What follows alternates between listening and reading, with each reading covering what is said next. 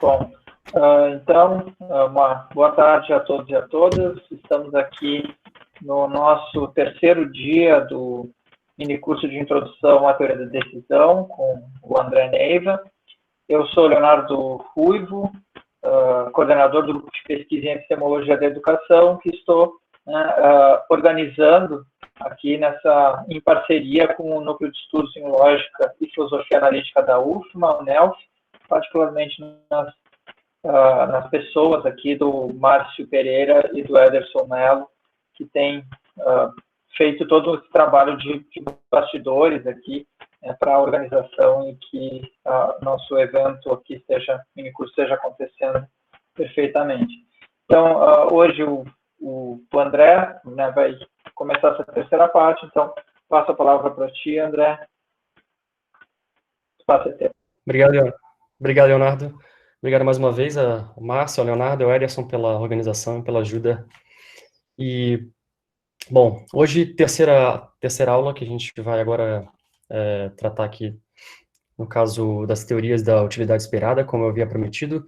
Alguns comentários iniciais, então, eu fiz uma mudança, eu abri no meu Instagram e também no Twitter, perguntei quem me segue lá, se tivesse alguma sugestão, né, de quem está acompanhando. Também, depois quiser me escrever por e-mail sobre como está sendo, né, o material e também as explicações e tal, os exemplos que tem usado, qualquer tipo de feedback, sugestão que tiver. Então, eu pensei um pouco sobre as que eu recebi ontem e fiz uma mudança.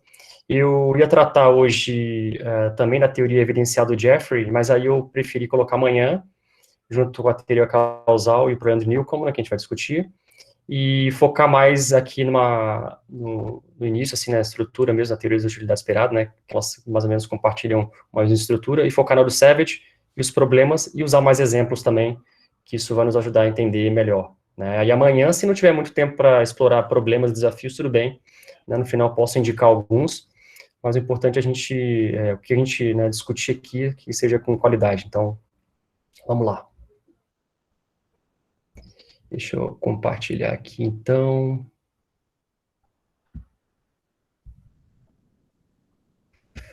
Beleza. Aí vocês só me avisem se estão vendo aí direitinho. Tudo certo, André. Perfeito. Então, hoje, mais uma vez, estamos aqui no terceiro encontro, então, vamos explorar mais, vamos aprofundar mais agora, vamos ver uma família de teorias, né, vamos começar hoje, e ver problemas delas, né. Não é que aqui a gente quer apresentar simplesmente para defender essas teorias, a gente, claro, quer entender como é que elas funcionam, mas a gente também quer discuti-las, né. Na filosofia, afinal de contas, a gente sabe muito bem, né, que, como tinha um professor que falava lá na PUC, é o território do desacordo, né. Então, a gente sempre tem discussão, sempre tem objeções a essas teorias todas. Então, aqui o propósito é mais apresentar elas, mas também discutir criticamente, ou seja, né, ver os problemas e as objeções, pelo menos algumas delas, a gente também não vai aqui esgotar, né, todas as objeções e todas as réplicas que se tem na literatura, né. Mas, vamos lá. Então, o roteiro aqui parece pequeno, mas tem bastante coisa dentro desse pequeno roteiro aqui. Então, é a primeira parte, como eu falei, das teorias da utilidade esperada, né, que é uma família de teorias clássica na teoria da decisão, né, em teoria da dedução normativa também, e em teoria da decisão descritiva foi por algum tempo as abordagens descritivas, mas tantos problemas sobre se essas teorias conseguem refletir bem como é que as pessoas se comportam, como raciocinam, que é abandonado hoje. Mas ainda como modelos normativos ainda tem discussão até para ver, até discussão sobre os problemas dessas teorias, como é que elas, né, que tipo de princípios estão por trás e tal. Mas também hoje eu diria que, mesmo em teoria normativa, essas teorias estão meio que caindo por terra, né, hoje tem teorias novas mais interessantes do que essa. Mas, de qualquer maneira, quando a gente começa a estudar teoria de decisão, as primeiras teorias que a gente começa a estudar são essas, né? São as primeiras que a gente tem um tipo de acesso, assim. Né? Ontem e segunda a gente viu mais, assim, o básico, assim, né? Segunda era um grande guarda-chuva, né? Algumas distinções bem básicas, como é que é um problema de decisão, etc. Aí ontem a gente focou até em vários aspectos formais também já, e em tipos diferentes de princípios. E aí hoje a gente vai focar mais, vai se concentrar mais. Então, primeiro eu vou falar, então, dessas teorias de utilidade esperada, o que elas têm em comum, né? Depois a gente vai falar, então, dessa noção de utilidade esperada, de um teorema importante, não vou entrar em detalhes sobre toda a matemática por trás desse teorema, é importante a gente entender, né, assim, a relevância dele nesse contexto, tá? Para a gente conseguir extrair um tipo de norma de racionalidade. Depois, eu não tinha incluído esse ponto 9.2 aqui, ele é uma seção nova que eu coloquei, porque quando a gente entrar na teoria clássica, e depois na teoria evidencial do Jeffrey, depois na teoria causal, vai ser importante ter uma noção por trás mais refinada de probabilidade condicional. Então, eu preciso fazer essa distinção hoje, então a gente vai ter que falar um pouco de probabilidade, vamos ter que nos deter um pouco sobre isso, e aí também vou dar exemplos para tentar ficar o mais claro possível. Aí depois, sim, a teoria clássica da decisão, do Savage, e depois alguns problemas. Um em particular vai aparecer, né? Vocês já sabem bem, dominância, e sobre essa condição de independência também. Depois, leituras recomendadas e as questões e exercícios, como sempre. Tudo bem. Então, a partir de agora a gente vai ver essa família de teorias que eu falei para vocês, né? E essa família de teorias, né, em teoria normativa da decisão, geralmente são chamadas de teorias bayesianas, né? Você vai encontrar na literatura a esse nome também, porque faz uso de aparato probabilístico, né? Claro, pressupõe todas as normas bayesianas para revisão de crença, também pressupõe, claro, os axiomas básicos, né? Ou seja, né, por isso que, e, claro, geralmente o bayesianismo, né, tem várias versões, tem várias abordagens, não só na filosofia, na ciência, você sabe muito bem, né, em diferentes áreas. Na filosofia, geralmente, em epistemologia em particular, né, e também em teoria de decisão, e a gente acaba entendendo que o bayesianismo tem duas teses centrais. Uma que eu já falei um pouco na primeira aula, uma é que, ou seja, crenças, parece fazer sentido falar em crenças vindo em graus, né? Ou seja, parece que a crença também admite graus, né? Grau de convicção, quer dizer, o grau de confiança, alguns falam. Ou seja, eu não tenho eu só simplesmente creio uma proposição, né? Eu creio que vai chover hoje. Eu tenho um certo grau, ou seja, eu posso estar, por exemplo, pensa 2 mais 2 são 4, eu tenho certeza absoluta, talvez, de que, né, isso é verdadeiro, mas, por exemplo, vai chover hoje em Brasília, talvez eu tenha um grau de crença aqui, né, ou seja, a minha convicção com a qual eu tenho em relação a essa proposição talvez seja menor do que certeza absoluta, ou talvez não seja uma atitude categórica, também dá para dizer assim, né, eu acho que esse é o grande contraste. Então, você pode falar em graus aí, desde certeza absoluta da falsidade de uma proposição, né, proposição, conteúdo, né, que pode ser verdadeiro ou falso de uma sentença declarativa, né, e então você pode ter certeza absoluta da proposição, como certeza absoluta da verdade da proposição, mas nesse meio você pode ter vários graus, né, de crença, e graus comparativos, você pode comparar suas crenças. Isso te dá uma modelagem, assim, tem vários modelos, na verdade, para tentar explicar, né, e tentar representar essas atitudes, então, são atitudes mais ricas do que simplesmente de crença, descrença e suspensão de juízo, né.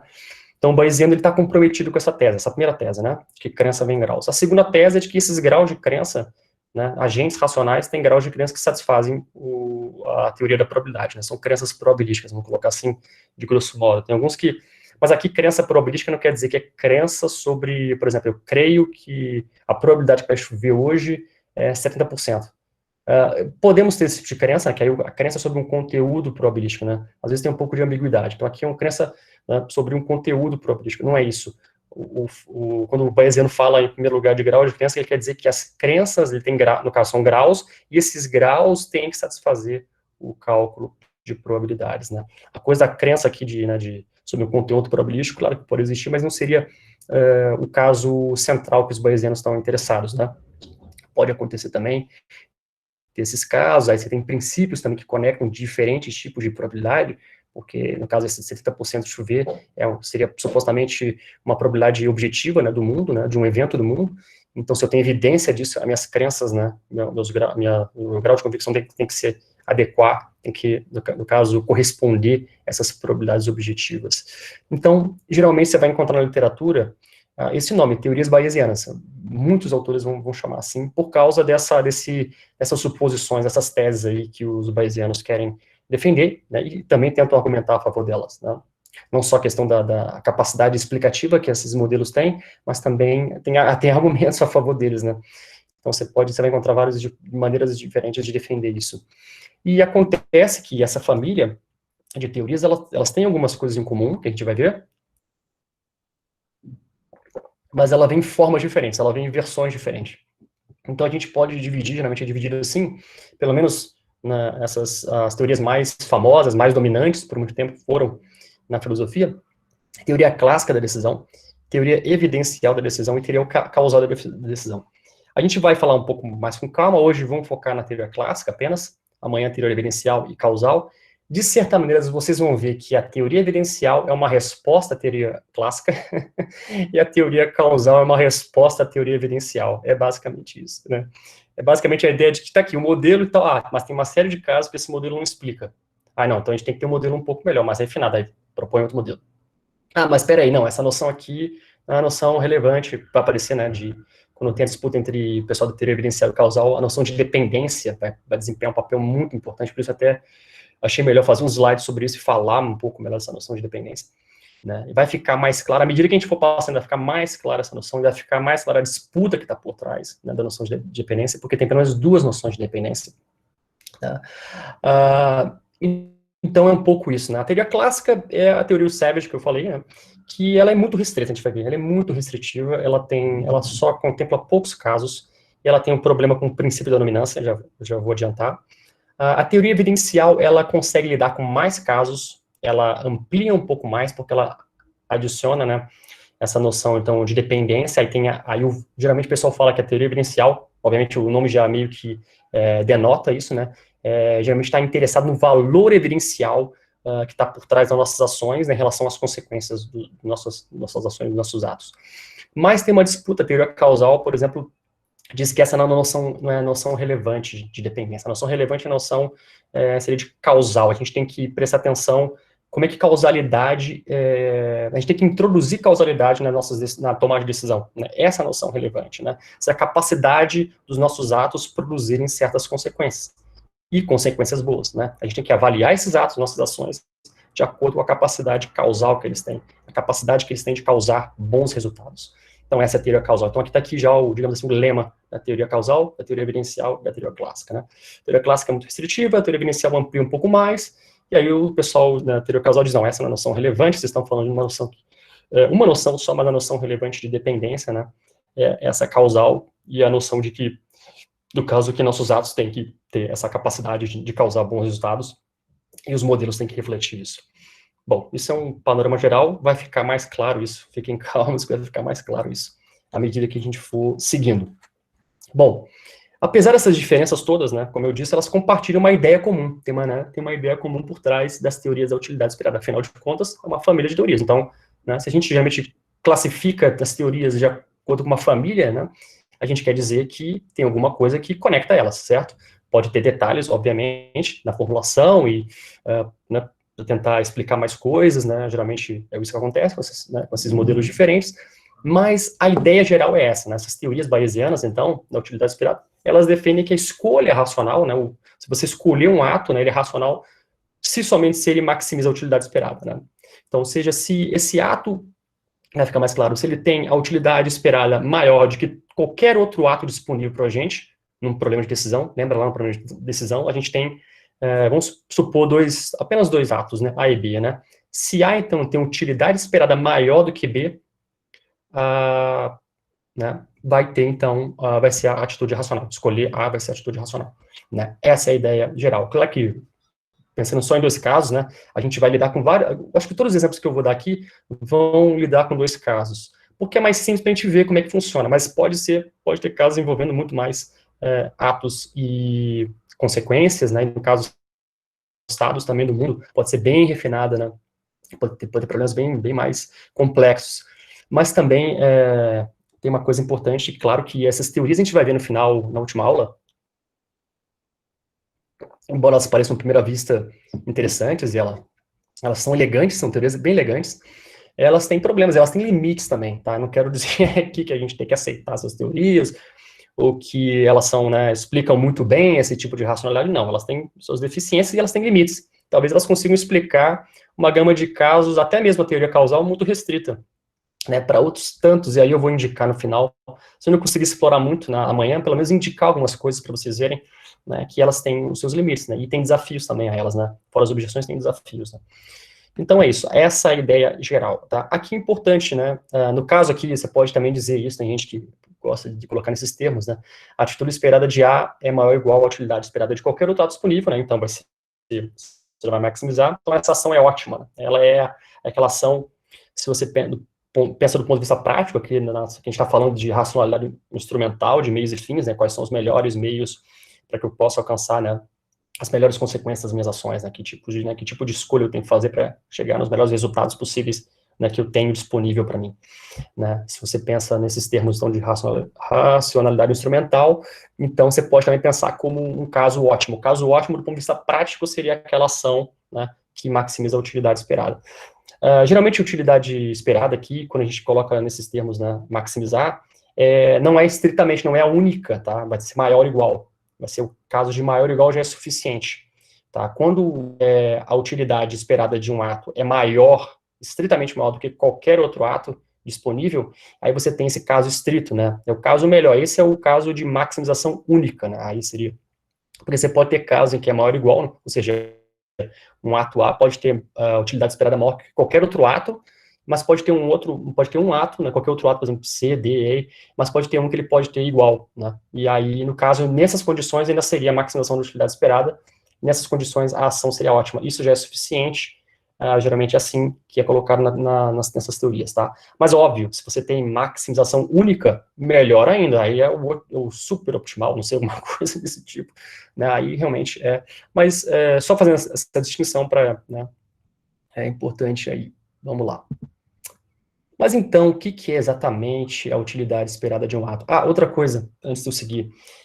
Eu tentei ao máximo reduzir aqui a formalismo e tal, vai ter um pouco. O início agora vai ter mais formalismo e depois pro final vai ter menos, aí vai ter mais exemplos. Então, esse início aqui vai ser um pouco mais denso, tá? Mas eu vou tentar ao máximo, eu tentei colocar exemplos aqui, vou tentar ao máximo explicar para vocês, e depois no final vocês vão ver que vai ficar um pouquinho, vai fazer um pouco mais de sentido, né? A gente vai ver os casos, né? Os exemplos e tal, o que está em jogo, e é um pouco mais claro. Mas, por enquanto, esse início vai ser um pouco, eu já faço essa ressalva, vai ser um pouco mais denso. Então, vamos tentar aos pouquinhos, né? Eu vou tentar falar devagar e explicar aos poucos, para a gente entender o que está por trás. Se vocês se lembrarem, a gente falou na última aula, foi na última, né? No início dela, isso. A gente falou sobre a noção de valor esperado, né? E a noção que está por trás ali, se alguém já estuda matemática e tal, é a noção de, né, no caso, valor esperado, e no caso, era valor monetário esperado, mas é o valor esperado que está por trás. E é uma noção que tem na matemática expectativa. Então, é uma certa utilidade esperada, essa da forma é uma noção de expectativa matemática. Mas é uma noção, claro, que aí depende como é que a gente define qual que é a função. O peso ali vai ser dado pela probabilidade, mas o que é aquele tipo de função que a gente está somando e ponderando, né, botando peso, que vai ser a noção de utilidade. Mas, de certa maneira, é isso, a estrutura é muito semelhante, né, e é uma noção, faz parte dessa família também, quer dizer assim, né, de expectativa. Então, grosso modo, é isso.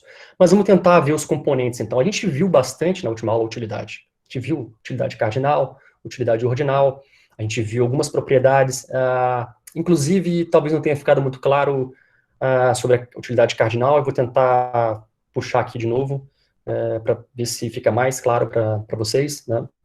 Eu vi que tinha algumas perguntas sobre isso também, algumas perguntas foram nessa direção, mas vamos tentar ver aqui com calma. Então, lembre-se, né, primeiro que, então, essa função U, de utilidade cardinal, né, que tem aquelas propriedades, que a gente viu, é uma função de utilidade, que mapeia, então, um conjunto de consequências para números reais. E, né, só para a gente lembrar um pouco, representa o quanto um agente deseja ou valoriza cada uma dessas consequências, essa combinação ato-estado. Lembre-se que ato-estado, então, essa combinação gera uma consequência, né?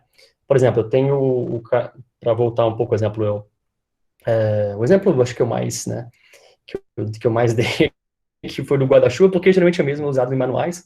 Eu vou pegar o guarda-chuva no estado em que não está chovendo, né? Então, ou seja, vou ficar seco, né? Ou seja, não está chovendo, peguei o guarda-chuva, levei, tudo bem, mas não fiquei seco.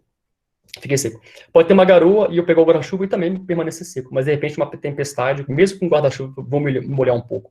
Então você vê cada um dos estados do mundo e as consequências, né?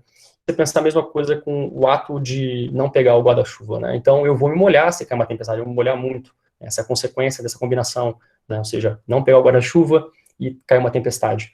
E a mesma coisa com respeito, né, à garoa, então vou me molhar um pouco se não pegar o guarda-chuva, essa é a consequência produzida. E eu estou colocando nesses termos aqui sempre de uma combinação, né?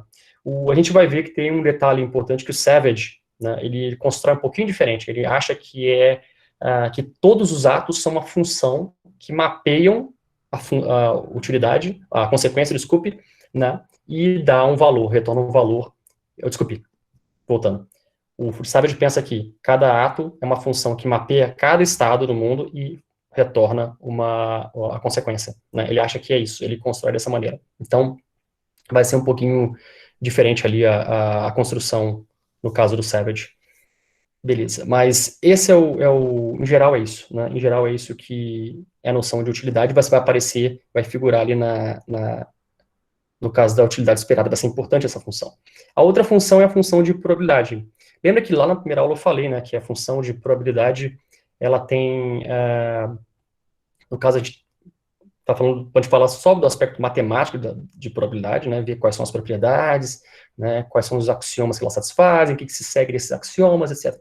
Mas geralmente tem muita discussão em filosofia sobre qual a interpretação, parece haver mais um tipo de probabilidade, né, e eu falei pelo menos dois, né, probabilidade objetiva e probabilidade subjetiva. E a probabilidade objetiva seria independente, né, de que a gente sabe sobre um evento do mundo, né, ou seja, uma propriedade do mundo que a gente independe se a gente sabe a respeito dele ou não, dessa propriedade, desse evento do mundo, né, ou esse fenômeno, né, que tá ocorrendo no caso. A gente não, né, ou seja, uma noção objetiva nesse sentido, né, geralmente conectada com a noção de chance, né, que eu falei também.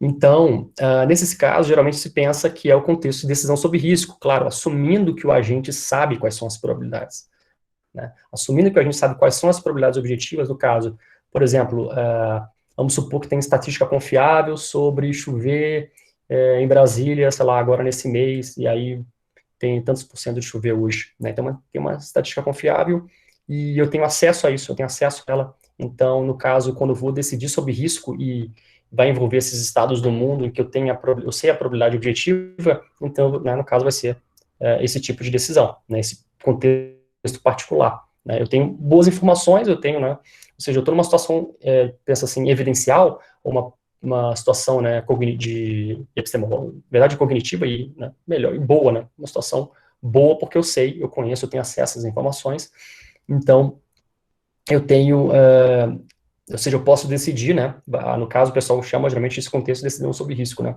eu posso decidir com base nessas informações que eu tenho sobre o mundo, né, são informações, supondo que são boas informações, né,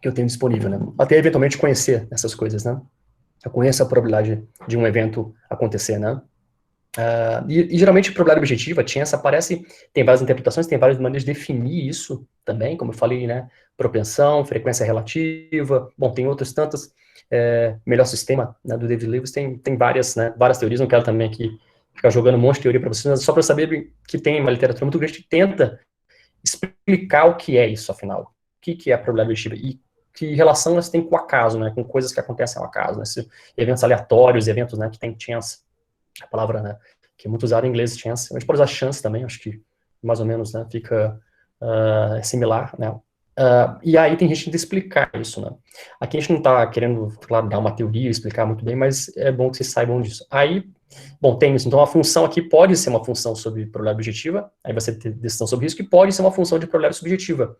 Vamos pensar como um tipo particular de probabilidade epistêmica, né, porque tem muita gente que quer separar a probabilidade objetiva de probabilidade epistêmica, quando você pensa só na relação evidencial, né?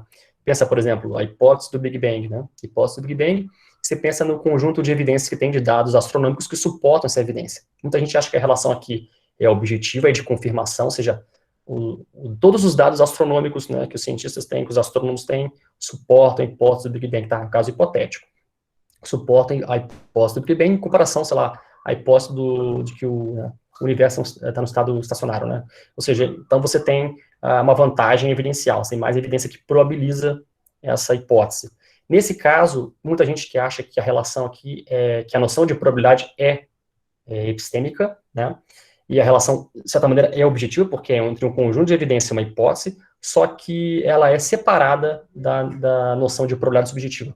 Probabilidade subjetiva tem a ver com nossos graus de crenças, tem a ver com alguns que tentam definir isso como comportamento de aposta, como disposições, aí tem várias tentativas de explicar, mas tem gente que acha que são separadas. Então, você pode ter mais de um tipo de probabilidade epistêmica, e probabilidade subjetiva seria um deles, tá? Então, mas quando a gente faz teoria da decisão, geralmente a gente está interessado nesse tipo particular, probabilidade subjetiva. E aí, sobre decisão, sobre incerteza nesses casos, né? Como eu falo ali, quando estamos no contexto de decisão sobre incerteza, essa função, então, de probabilidade representa a força com a qual a gente acredita nos estados do mundo. Você tem vários estados do mundo, né, você não tem informação muito relevante, às vezes pode ter informação parcial sobre os estados do mundo, né, assim, você sabe quais são os estados do mundo que podem acontecer, mas você não tem muita informação privilegiada, tem algum grau de incerteza, pode ser parcial, pode ter muito mais severo, mas a gente acredita, né, com base na sua evidência, né, pode dizer assim, sim, que é racional, né? Ele acredita com base na sua evidência, boa evidência, vamos dizer que probabiliza, né, nesses estados do mundo. Pelo menos as suas crenças são probabilísticas, né?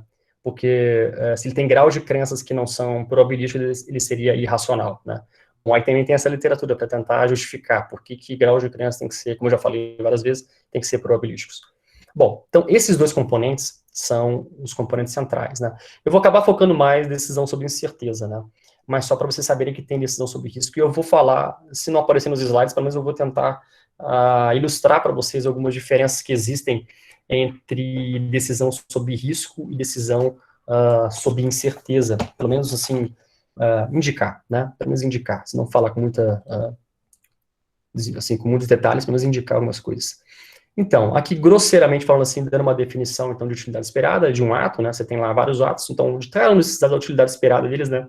Vai ser, então, a utilidade esperada de um ato A, por exemplo, vai ser a soma ponderada, que a gente já viu isso, vai ficar mais claro agora, eu vou passar daqui a pouco, dos valores de utilidade. Então, você pega esses valores de utilidade, né, das consequências de cada ato, e você vai multiplicar por uma função de probabilidade. Cada função de probabilidade vai dar, no caso de cada estado do mundo, vai dar um peso, né, e multiplicado por essa utilidade que você tem, né, na tabela de decisão, e aí você vai calcular isso e vai achar a utilidade esperada, né? Como a gente fez lá na utilidade do valor monetário também, né? Esperada, né? O valor monetário esperado, desculpe. A gente também calculou lá, no caso do problema dos pontos, a gente fez lá o cálculo, né? Se não me engano, era 64, estava em jogo o prêmio, e a gente fez o cálculo lá naquela situação, era 48 para um jogador, né, 16 para o outro. No caso, eram duas apostas, né? Pode pensar como duas apostas, né? Dois atos eram duas apostas, duas opções que tinham, né? Mas aqui a gente vai falar mais de atos também, também pode ser opções, né? E, obviamente, poderia construir como aposta também. Mas é isso, a estrutura é similar, só que em vez de falar de valor monetário, né, desde colocar dinheiro ali como no cálculo, a gente coloca utilidade, que é aquela noção que a gente já falou um pouco, artificial, e aí você pode ter, geralmente na literatura o pessoal fala, tá, mas qual a unidade dessa utilidade? Qual a unidade, né? Aí o pessoal, tá, inventa aí utilius, né? Utilius é, sei lá, é uma medida artificial que se cria, uma unidade artificial que se cria, que, claro, é uma idealização para a gente não ter lidar com casos de utilidade marginal decrescente, né, casos em que, né, bom, tem vários problemas que eu apontei sobre dinheiro lá, se vocês olharam a aula anterior, que aí o utilius, né, com essa noção de utilidade, e usando o utilius como uma medida artificial, a gente consegue mais ou menos lidar, claro, fazendo uma série de suposições e idealizando bastante, mas é isso, a ideia é basicamente essa. Então, agora, tudo bem, um pouco mais, vamos ficar, a coisa vai ficar um pouquinho mais refinada aqui, né, e um pouco mais formal, mas pelo menos é importante vocês verem o que está acontecendo aqui, eu vou explicar isso melhor, mas aqui pensa, então, a utilidade esperada, né, no caso é a soma ponderada, vocês podem ver aqui, no caso, esse sigma aqui é a soma, tá? Eu tenho um outro slide que eu fiz ali, que eu vou mostrar para vocês como é que é, mas aqui por enquanto, então, EU aqui é de, em inglês, né, expected utility, no caso, a utilidade esperada, geralmente coloca assim, né, aí de um ato, né, então vai ser a soma aqui, no caso, ponderada, tá vendo aqui, ó, probabilidade de um estado, né, tem vários estados, pode ser um estado, se tiver dois estados, então você vai multiplicar do estado 1, né, pela utilidade, né, sempre é uma combinação de ato e estado, você vai multiplicar do 1, né, e da consequência gerada de fazer o ato A no estado 1. E aí você vai ter o valor da utilidade esperada. Claro, você vai somar cada um. Se tiver um estado, né, dois estados, você vai somar dois estados, se tiver três, aí você vai. Né, e cada uma das consequências. Né, quanto mais estados, porque, lembre-se, né, as consequências são sempre combinações de ato e estado, então quanto mais estados e atos tem, mais consequências vão ter. Né, e para cada uma dessas consequências, a gente assinala um valor de utilidade, como a gente viu, né, utilidade cardinal. Né. Vamos tentar, então, explicar um pouquinho mais. Então, essa função aqui, né, que eu estou falando aqui, ó, função U, né, de utilidade, aqui, no caso, tem um par aqui, então, de uma combinação, né, de ato e estado. Então, isso diz respeito ao valor de utilidade de cada consequência, né, no caso de cada consequência, né, que é a combinação desse ato aqui com um estado. O estado, esse I aqui pode ser, se eu tiver dois estados, estado 1, depois o estado 2. Então, vai medir desses dois, né, vai, no caso, dar o valor de utilidade dessa combinação, dessas consequências, né, desses resultados da minha ação no estado. Mesma coisa com a função de probabilidade, né. Vocês já podem ver aqui claramente que a função de utilidade, já falou um pouco isso, que a função de utilidade, né, ela é sobre, ou seja, o domínio que ela mapeia é sobre de consequências, né, enquanto que a função de probabilidade, o domínio que ela mapeia é de estados do mundo, né, você já pode ver, então a construção lá, lembra aqueles três ingredientes básicos, mais a relação de preferência, né, depois a gente vai ver como é que conecta com a relação de preferência, toda essa parafernália aqui, mas você pode ver, então, você tem atos, né, estados e consequências. Então, a função de probabilidade, ela mapeia os estados, né, o domínio de estados. A função de utilidade, ela mapeia sempre a combinação de ato e estado, né, então, uma consequência. E, no caso, os atos, geralmente, são importantes para a relação de preferência, né, a gente quer preferência, claro, tem preferência sobre as consequências também, mas tem preferência sobre os estados, em últimas contas, é isso que importa, né, que são determinados por isso, né. Então, essa função de probabilidade vai dizer respeito à probabilidade de cada estado do mundo, né. E eu já falei lá na primeira aula, se vocês se lembrarem, esses estados do mundo formam uma partição, ou seja, eles são mutuamente excludentes e são conjuntamente exaustivos, né. Então, somente um estado pode acontecer, né, e pelo menos um deve acontecer. Mutuamente excludentes é isso. Pelo menos somente um estado pode acontecer, ou seja, todos os estados são, ou seja, o estado de chover e não chover. Então, eles não podem acontecer ao mesmo tempo, num dado momento particular, né, ou seja, não pode estar chovendo, não chovendo, num dado lugar, num dado momento particular, né, uma coisa desse tipo. E aí você tem, claro, a descrição tem que ser, quanto mais fina a descrição desses estados, também tem toda essa coisa, toda essa discussão também, né, da individuação dos estados, se você colocar em termos de mundos possíveis também, você sabe todos esses problemas. Mas o fato é que é isso, né, geralmente assume uma partição, e são mutuamente excludentes, então. Conjuntamente exaustivos é que pelo menos um deve ser presente. Então, desses dois estados, pelo menos um deve acontecer, né? Se você quiser, porque, por exemplo, o Jeffrey, que a gente vai ver, ele acha que, na verdade, estados do mundo, consequências e atos, tudo tem conteúdo proposicional. Para ele tenta dar uma linguagem única, assim, né? Mas tem gente que, claro, que tenta definir, por exemplo, tem gente que acha que conjuntos de estados, né, são eventos, aí eventos não são definidos, bom, pode definir de outra maneira, bom, você pode construir usando teorias conjuntos também, tem várias maneiras, né, mas assim, você pode pensar também em termos de proposições como o Jeffrey, e o Jeffrey, na verdade, ele acha que a função de utilidade, você pode aplicar, na verdade, essas funções, como é tudo proposições, você pode aplicar para qualquer objeto, qualquer domínio, né, é engraçado até, mas é uma coisa que o Jeffrey assume lá na teoria dele, né. Mas aqui, por enquanto, vamos pensar assim, né, a função de probabilidade mapeando os estados, né, o domínio dos estados, e a função de utilidade mapeando essa combinação aí, né, então, dando um valor de consequência, né, um valor para a consequência de cada estado, de cada ato, né, em combinação com o estado. Então, uma maneira de entender, como eu falei, a utilidade esperada de um ato, a opção, é como a expectativa, o valor esperado, né, dessa utilidade aí, né, no caso, desse ato nesse estado, que é uma consequência. Eu vou fechar aqui agora e vou mostrar para vocês essa soma aqui, né, talvez vocês estejam esse sigma aqui, talvez tem gente que olha esse sigma e já começa a tremer nas bases, já, mas não tem grandes, é só a soma, né, então deixa eu fechar aqui, vamos ver, vamos abrir aqui, vocês estão conseguindo ver essa minha letra maravilhosa? Isso me dá um... Perfeitamente, Beleza. André. Então, essa letra maravilhosa aqui. Então, utilidade esperada de A, né? O que é aquele sigma? Vamos supor que, no caso aqui eu botei SN, né? São N, mas você poderia pensar, esquece essa parte final aqui, esquece essa parte, pensa só dois estados. Então, você vai somar aqui, ó, no caso, o ato A, a utilidade, no caso da consequência de fazer A no estado 1, né? Vezes a probabilidade do estado 1. Então, pensa que o estado 1 está chovendo, né? Está chovendo em Brasília. E o ato de pegar a chuva. Então, se eu pegar aqui, no caso, a utilidade, né, dessa consequência de pegar o guarda-chuva quando está chovendo, a multiplicar pela probabilidade, né, de que está chovendo. E a mesma coisa do mesmo ato, né, o mesmo ato aqui, só que agora num estado diferente, né, não está chovendo, né, e o ato de caso de pegar o guarda-chuva, acho que era isso que eu tinha falado. Bom, e aí você vai calcular, no caso vai ter uma consequência, né, essa função vai dar, então, de utilidade um valor para essa consequência e você multiplica pela probabilidade desse outro estado no mundo, no caso, não está chovendo, né. E aí, se você tiver dois, você soma aqui, né, esses dois produtos, né. Se você tiver mais, você vai somando, né, todos os produtos e segue o baile, né. Claro, é infinito, né, é infinito. Aqui o conjunto de estados, né, a partição, outra coisa que faltou, é finito. Beleza. Tem outra, deixa eu ver se eu abro aqui. Opa, não era isso. Mas era algo, deixa eu ver, eu fiz, acho que o outro aqui. Tá, mais uma vez um garrancho, mas dá para a gente comparar aqui, tá, claro, termos bem abstratos, tá? Não estou colocando valores ainda, vão aparecer os exemplos, depois bem concretos, fiquem tranquilos. Mas só para a gente entender aqui a estrutura. Então, por exemplo, aqui o ato A e o ato B, as opções que eu tenho, né? Lembra a tabela que a gente fazia lá? Então, ó, sempre aqui a linha, né?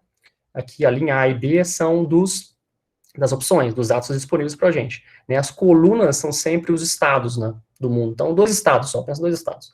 E aqui o quadradinho, que é sempre a combinação, ó, ato, estado, você pode ver bem aqui, né? A tabela ajuda bem a visualizar a combinação ato, estado. Tá aqui x, é um valor de utilidade x, vamos supor. Tá aqui eu estou assumindo já que é não só a consequência tem um certo valor aqui, tá? Vai ter uma consequência, obviamente, mas ela tem um valor de utilidade, é isso. Agora a gente está colocando o valor de utilidade x aqui.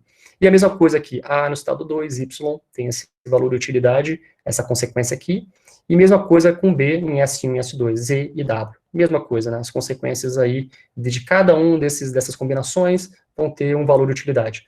Então, como é que eu faço aqui para calcular? Né? Então, pego da utilidade esperada de A, multiplico aqui x, né, pela probabilidade do estado 1, né, que eu quero saber qual a probabilidade do estado 1 aqui, né, vamos supor que eu tenha acesso a isso, ou que essa função aqui, então tá vendo aqui a função de probabilidade, se ela é uma função objetiva, no caso, né, então eu estou supondo que a gente tem acesso a tem conhecimento das probabilidades, né, dos eventos aqui, dos estados, né, e está assinalando ali, né.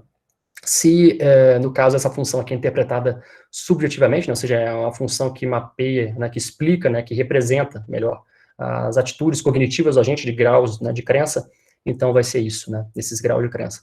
Então, aí você faz isso, né, pega, no caso, o x aqui, multiplica pela probabilidade de S1, no estado 1, mesma coisa aqui, ó, ato A, no estado 2, você multiplica y pela probabilidade do estado 2. E mesma coisa com B, né, você vai somar ali esse produto, né, no caso, a utilidade, né, de fazer B no estado 1, Z, né, sei lá, seja qual for o valor, depois a gente vai ver valores, e mesma coisa de B e S2. Lembrando, claro, que esses valores aqui, né, são valores de utilidade, e a função aqui é uma função de utilidade cardinal, né, ou seja, ela tem que manter a ordem, mas ela também tem que manter, lembra que eu falei, a diferença, né, entre a distância dos graus de desejo, de preferência que eu tenho em relação a cada uma dessas consequências, né. Por isso que é uma escala intervalar, né, ela carrega mais informação, não precisa ser uma escala de razão, né, mas a proporção, e também tem, claro, a proporção entre as diferenças também vai ser fixa, vai ser única, né? Também eu vou falar um pouco mais disso depois, para tentar ficar mais claro o que eu falei ontem, muita gente perguntou também, teve gente que perguntou sobre a função também carregar mais, ser funções, né, de outro tipo, na matemática, mas, na verdade, pelo menos para essas teorias não precisa, são funções bem simples, né?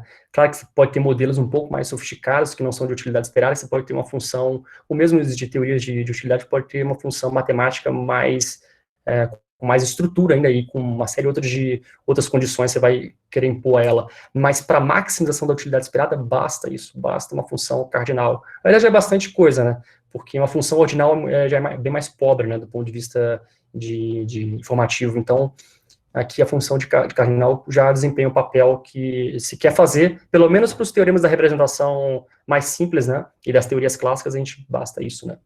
Se você, claro, quer teorias com condições diferentes e tal, aí muda. Aí você pode querer funções de utilidade até mais sofisticadas. Beleza, deixa eu voltar aqui. Tudo bem. A gente viu aí, então, claro, essa fala agora está bem abstrata,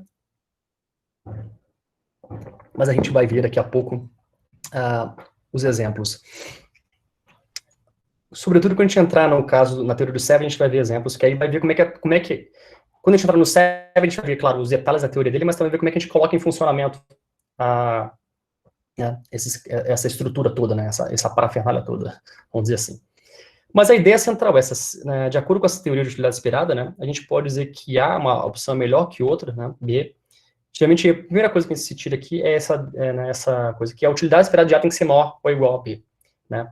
Não estou falando aqui que não está havendo maximização necessariamente aqui. Se tiver um outro estado C, um outro ato C, D, E disponível, e a utilidade esperada de A for pior, for abaixo, né, for menor, do que essas outras opções, no fim das contas, essa opção não é a melhor, porque não maximizou, né?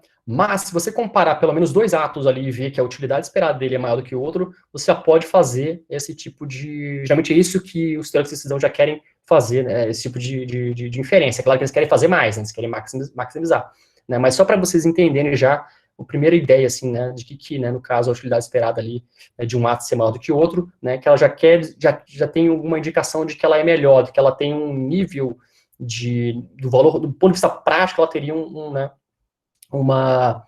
vamos dizer assim, estaria num estágio melhor, num estado melhor, né, ou se você quiser, ótimo em relação ao outro, comparando duas só, né, mas talvez, no geral, ela não esteja. Então, para que ela esteja no geral, ela precisa satisfazer outras coisas, né, maximizar. Vamos ver isso.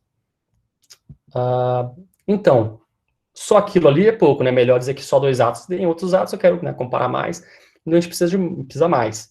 Então, o bayesiano geralmente procura extrair um princípio, né? Desculpa, eu passei sem querer. Os bayesianos tentam extrair, né, um tipo de princípio de normatividade, né, de consistência, que vai ser importante, então, para essa racionalidade do agente, né, e para as preferências dele.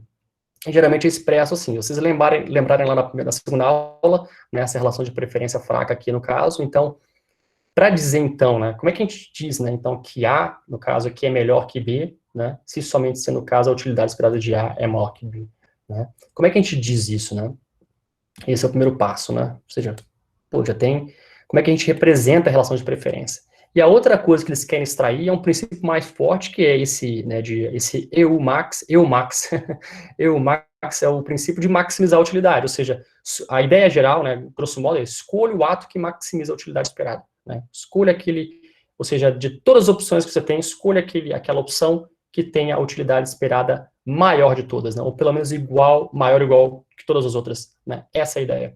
Então, aí, se vocês querem um lema para guardar, é isso. Escolha o ato que maximiza a utilidade esperada. Esse é o lema para ficar, né, assim, sobre essas teorias, né? É isso que eles querem. Esse tipo de norma, de princípio, de racionalidade prática, que bayesianos, né, quando propõem modelos de teoria de utilidade esperada, eles querem isso. De repente, no fim das contas, não é a melhor teoria. De repente, você pode querer propor um modelo que maximiza um outro tipo de valor, um outro tipo, né?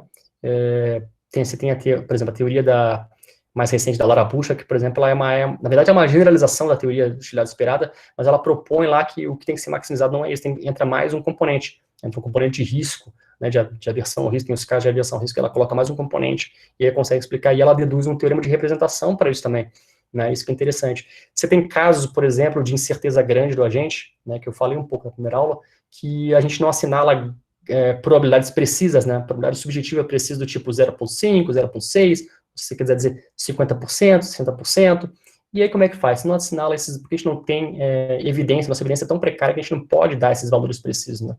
Então, são bem idealizados, né, caso que a gente consegue dar valores bem precisos, né.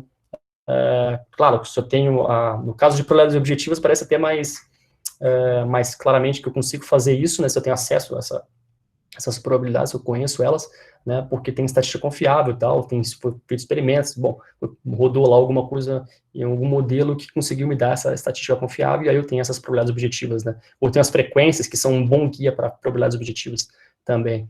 Nesses casos, sim, mas são casos idealizados, né, tem muita gente que acha que tem bons exemplos de situação evidencial precária, que a gente está numa situação que a gente não pode assinalar graus precisos, mas intervalos de valores, né, ou pelo menos tem várias funções que podem representar, tem um conjunto de funções, é chamado bayesianismo impreciso, né, bayesianismo impreciso. Só que o bayesianismo impreciso é um problema para essas teorias de utilidade esperada, porque agora a gente tem vários valores de probabilidade que a gente pode assinalar a um estado no mundo, vamos pensar assim, e aí como é que a gente maximiza a utilidade esperada? Não dá, porque tem diferentes valores de utilidade esperada para o mesmo ato. Uou, aí a coisa fica realmente complicada, né, mas tem motivação para isso, aí tem tentativas de extrair algum tipo de norma para essas situações de imprecisão muito grande, né, e é uma disputa muito grande, né, então parece que mesmo você, claro, essas teorias todas de maximização são discutidas, são questionadas, né, mas você pode pensar, ou seja, você pode pensar que tem objeções a elas, vários casos que não se aplicam, você pode pensar também nesses casos de imprecisão, já seria um caso de limite, assim, para elas, né, elas não conseguem, ou seja, a gente tem que derivar um outro tipo de norma, né, Aí tem versões até de usar a utilidade esperada, mas aí você tem a utilidade esperada, no caso, tem que ser, por exemplo, escolha a que tem maior de um ato, ou escolha a que tem de menor, compare as que tem menores, compare as que tem maiores, e assim por diante, né? Porque você tem utilidade esperada de um ato, vai ter diferentes valores, vai ter um conjunto de valores, é basicamente essa a ideia. Bom, fiz um grande parênteses. É bem legal essa literatura sobre bayesianismo impreciso também, a disputa que tem entre bayesianos imprecisos e precisos, né? Tanto em teoria de decisão, porque tem casos em teoria de decisão que tentam motivar o bayesianismo impreciso, né? E casos em epistemologia também que tentam motivar, né? A partir de situação evidencial precária do agente. Mas como é que a gente faz, né? Como é que a gente consegue derivar esse tipo de norma?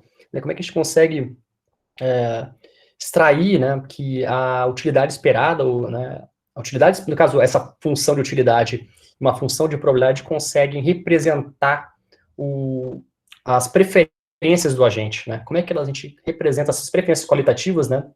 Como é que a gente representa elas, qualitativas, no caso, as preferências, aquela relação de preferência, do ponto de vista, né, matemático, do ponto de vista quantitativo, né?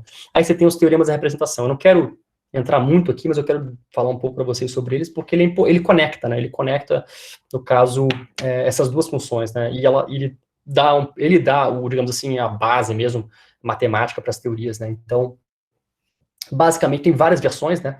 O von Neumann e o Morgenstern, eles foram, se não me engano, propuseram a primeira versão do princípio, que era pensado para casos de loterias, lembra? Loterias são casos em que os objetos, né, da preferência são loterias, são casos de decisão sob risco, né? São casos em que têm probabilidades objetivas, né? E aí é um pouco diferente a axiomatização e como é que o teorema é formulado, tem umas diferenças, né? Para versões, por exemplo, do Savage, também, quando ele propôs, ele estava pensando em decisões sobre incerteza. Aí a axiomatização do Savage e do von Neumann e do Morgenstern são diferentes, né? E, tipicamente, a gente pensa, né, na literatura, né, e eles também propuseram isso, que o Savage é digamos, o modelo mais influente, pelo menos o precursor das teorias sobre incerteza, né, e esse pessoal, né, o von Neumann e o Morgenstern, seria sobre decisão sobre risco, né, que envolve loterias. E aí é um pouquinho diferente, no caso o pessoal também chama de teoria da utilidade esperada objetiva, né, e teoria da utilidade esperada subjetiva, né? No Savage seria esse modelo de teoria de utilidade esperada subjetiva, e essa teoria de utilidade objetiva seria né, que o von Neumann e o Morgenstern, com os teoremas dele, começaram. E aí, geralmente, se faz essa divisão, né? Também outra maneira de entender a divisão de decisão sob risco e sob incerteza, uma outra, né, leitura. E, geralmente, o pessoal pensa que, na filosofia, na verdade, o que se quer mais discutir os modelos de decisão sob incerteza, as teorias de utilidade esperada subjetiva, né? E é um pouquinho diferente, porque no caso, lembra que eu falei no caso, quando a loteria, eu não quero entrar muito nisso, mas só para dar uma indicação para vocês, quando o objeto, né, da relação de preferência são loterias, a gente dispensa as probabilidades, né, na representação, a gente só se preocupa com a probabilidade que é fixa já de partida na construção do exemplo, do plano de decisão.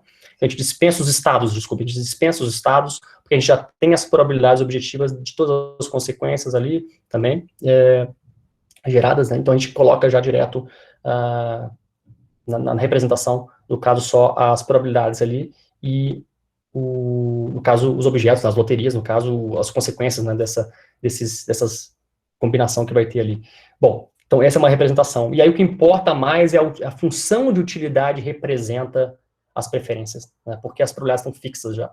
Né. No caso da teoria da utilidade esperada subjetiva, como as probabilidades não estão fixas, elas são subjetivas, cabe ao agente determinar quais são elas, porque são graus de crença, e graus de crenças variam de acordo com pessoas, né, varia de acordo com a situação evidencial das pessoas, né, então a representação é um pouquinho diferente. A representação, por isso que essa formulação de teoria da representação aqui que eu estou dando é uma versão para decisão sobre incerteza, para teoria de utilidade esperada subjetiva, porque aí não é só a função de utilidade, mas a função de probabilidade, né, em combinação, elas representam as preferências do agente por maximização da utilidade esperada. Então, essa é a ideia. Então, aí você vai ter não só a função de utilidade representando as preferências do agente, né, no caso lá da teoria objetiva, mas também uma função de probabilidade, porque a função de probabilidade vai variar de acordo com a gente, né, porque os graus de crença, as crenças do agente, as opiniões que a gente tem variam, né, podem variar, claro que dependendo da nossa situação evidencial.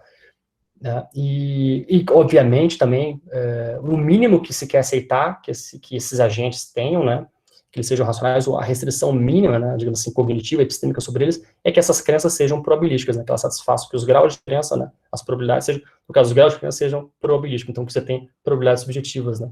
Porque também tem modelos que tentam modelar graus de crença, não com probabilidades, mas com outros tipos de, você tem outros modelos, Dempsey-Schaeffer, teoria de Dempsey-Schaeffer, tem teorias, tem medidas de plausibilidade, você tem outros modelos, né, que tentam explicar e acham que tem outras propriedades que grau de crença tem que satisfazer, não probabilidades. E, de maneira mais geral, ainda se quiser, você pode pensar também em certeza, né, o fenômeno da incerteza, e aí pensando em certeza aqui mais do ponto de vista como algo do agente, né, como a incerteza das nossas atitudes cognitivas, né, não, porque você pode pensar de repente em incerteza no mundo também, né, é um outro tipo de incerteza, mas aqui incerteza como em relação às nossas atitudes cognitivas, né, de crença, pensar assim, ou de atitudes, né, mais geral, assim. A gente também tem modelos para isso, e aí o pessoal fala, tem representações de incerteza, tem modelos diferentes, modelos matemáticos diferentes para isso, né, então probabilidade é um deles, né? Claro, é o mais popular, é o que tem talvez mais defensores, né? Que tem mais argumentos a favor, mas você pode ser um outsider, né? Também. Então, mas o importante aqui é que esse teorema da representação que eu estou colocando, ele é da utilidade, no caso, para decisão sobre incerteza, então, para utilidade esperada subjetiva. Mas tem a versão dele, né, essa que eu falei do von Neumann, né, e do Monessen, que é a versão clássica, né, que é para decisão sob risco, com probabilidade, no caso, objetiva, já fixa, né, e aí você só tem uma função de utilidade que representa as preferências, né, porque as probabilidades não vão variar. As probabilidades não vão variar de acordo com a gente, entendeu? Uma tabela de decisão sob incerteza, de repente, os estados que tem ali, eu posso assinalar probabilidades diferentes para esses estados. Enquanto que quando a gente tem probabilidades objetivas, aquelas probabilidades são fixas, né, e devem valer para todos os agentes. Essa talvez seja a ideia geral, assim, né, a diferença mais fundamental. Tudo bem. Então, a gente quer, então, faltou falar propriamente o que é o teorema. Então, se as preferências, falei, digamos assim, do pano de fundo do teorema, mas o teorema diz basicamente o seguinte, né, se essas preferências, então, representadas como aquela relação qualitativa que a gente falou, que satisfaz, pelo menos satisfazer, né, se ela estiver de acordo com um certo conjunto de restrições formais, tem várias restrições, e dependendo do tipo de representação que você vai ter, o teorema vai ter condições diferentes, mas pelo menos transitividade e completude, aí continuidade, muita gente aceita também, então se ela satisfaz esse conjunto de restrições, né, elas podem ser representadas com uma função única de utilidade, única que tem um asterisco, eu vou explicar, tal que essa função de utilidade, né, e uma distribuição de probabilidade, por maximização da utilidade esperada. Qual que é a ideia? Se essas preferências satisfazem esse conjunto de restrições formais, ou seja, agentes racionais, né, vão maximizar a utilidade esperada. Essas preferências do agente vão maximizar a utilidade esperada. Essa é a ideia. Então, isso é o que conecta, né, o princípio de racionalidade que bayesianos estão procurando com toda essa parte formal aí. Por isso que é o coração, né? O teorema da representação é o coração de várias teorias da representação, né? E aí tem, claro, disputa sobre os princípios, né, sobre as condições, né, que a gente coloca. E, por exemplo, se você joga fora a completude, já dá muitos problemas, né, porque aí você tem casos de preferência que não são, pode ter preferências que não são, atos, né, se você não compara, né, a relação, e consequências também que você não faz comparação, né. Pode pensar em conjuntos incompletos aí de preferências, né, e aí é complicado. Aí você dá espaço para outro tipo de relação que é de incomparabilidade, e alguns também chamam de incomensurabilidade, embora também possa ter distinções sobre essas duas noções, né? Então, aí, claro, uma coisa é você ver, não, tem gente que pode defender, como a gente viu, né, o argumento do money pump, no caso da transitividade, né? A gente viu lá um argumento para defender a transitividade, né? Você pode tentar defender com argumentos, né, desse tipo um argumento mais assim, mais preciso, mais detalhado, não dá um argumento propriamente, ou você pode dizer do uso, né? Não, mas tá aqui, ó, tem um uso, a gente consegue extrair uma série de coisas e tal. Então, a motivação que você dá para essas condições vão variar um pouco na literatura também, né? Vão variar. A capacidade explicativa, se você aceitar uma série dessas condições e vamos ter um teorema de representação, a nossa capacidade explicativa, né, sobre vários fenômenos, a gente vai conseguir fazer isso, então, né, isso já não precisa dar um argumento tipo money pump, né, ou um outro tipo de argumento para essas condições, né. Também pode pensar assim, então tem essas duas estratégias aí, né, ou pode combinar até as duas, não são excludências, pode fazer um pouco dos dois também, dar um argumento propriamente e mostrar também a capacidade expressiva e representativa e explicativa desses modelos também ao assumir essas condições todas, né? Beleza, está bem abstrato, eu sei que está bem abstrato, mas vamos, aos poucos as coisas vão ficando mais claras.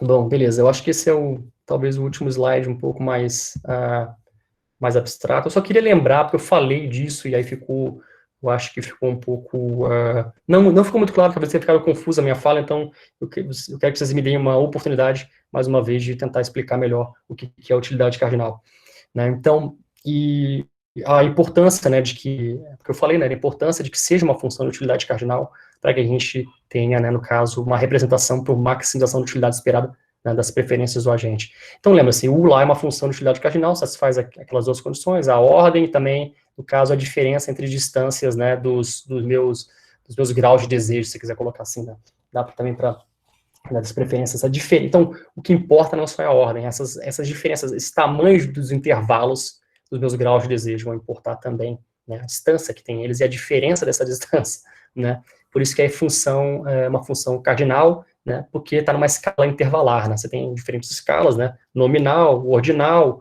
intervalar e de razão. De razão, geralmente, tem um ponto fixo, né, e a transformação é diferente, é de similaridade, né, que a gente chama. Quando tem intervalar, tem muita informação também, mas não tanta como a outra, não tem um ponto zero fixo, né, que tenha sentido. Por exemplo, pensa em escalas de intervalos, né, são Celsius e Fahrenheit, né, o zero vai mudar, né, ele vai mudar de acordo com essas duas maneiras de representar a temperatura. Embora tenha a escala Kelvin, que aí, né, é uma escala mais rica, que aí você consegue, né, ter o zero absoluto, né. Mas o fato é que você tem esses níveis, né, então o nível nominal lá é o mais simples, é o ordinal que a gente falou, né, que não interessa pra gente o nominal, interessa o ordinal e o cardinal. E depois o cardinal, que não é só a ordem, né? O ordinal é simplesmente a ordem. Tem um ranking de preferência que interessa com o número que você dá ali.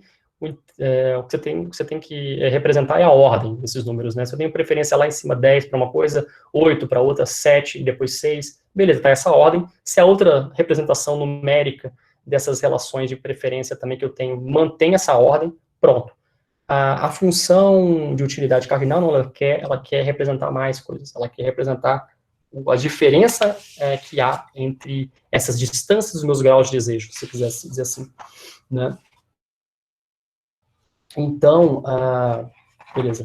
Então, uma família, como eu falei, uma família de funções, né? Não é só uma função, vai ter várias funções que vão conseguir satisfazer essas propriedades, né? E elas vão ser equivalentes quando você tem uma transformação linear positiva, eu falei ontem, né? Alguns chamam de transformação afim positiva também, né? Quando você tem escalas no caso de razão, de ratio, né, de proporção, aí você tem transformações de similaridade, que é mais rica ainda. E quando você tem de ordinal, essas são transformações ordinais. Aliás, se vocês querem ver isso com mais calma, toda a parte matemática disso, se eu não me engano, tem um livro de teoria da medida, são 3 outros Krantz, bom, não lembro agora de cabeça. No capítulo 1 lá é o basicão, geralmente em várias áreas, é um manual, assim, para você aprender essas coisas bem, bem básicas, assim. Mas assim, claro que você pode ter funções, como eu disse, bem mais sofisticadas, mas, né, com mais estrutura e mais propriedade, né, e funções matemáticas que podem tentar representar outros tipos de fenômeno, outros tipos de propriedades, beleza, pode fazer isso, né, dependendo do objetivo que você tem em mente. Mas o objetivo aqui é maximizar a utilidade esperada. Então, maximizar a utilidade esperada basta a utilidade cardinal. Essa é a ideia, entendeu? Para o teorema de representação, né, pelo menos os clássicos, vai precisar só de uma utilidade cardinal. Basta isso, uma função de utilidade cardinal. Então, essas funções, como eu falei, preservam a ordem, mas também a relação, né, entre os intervalos de preferência ou os graus de desejo entre as consequências, né? Ou seja, essa informação importa, né? O tamanho dos intervalos na distância importam.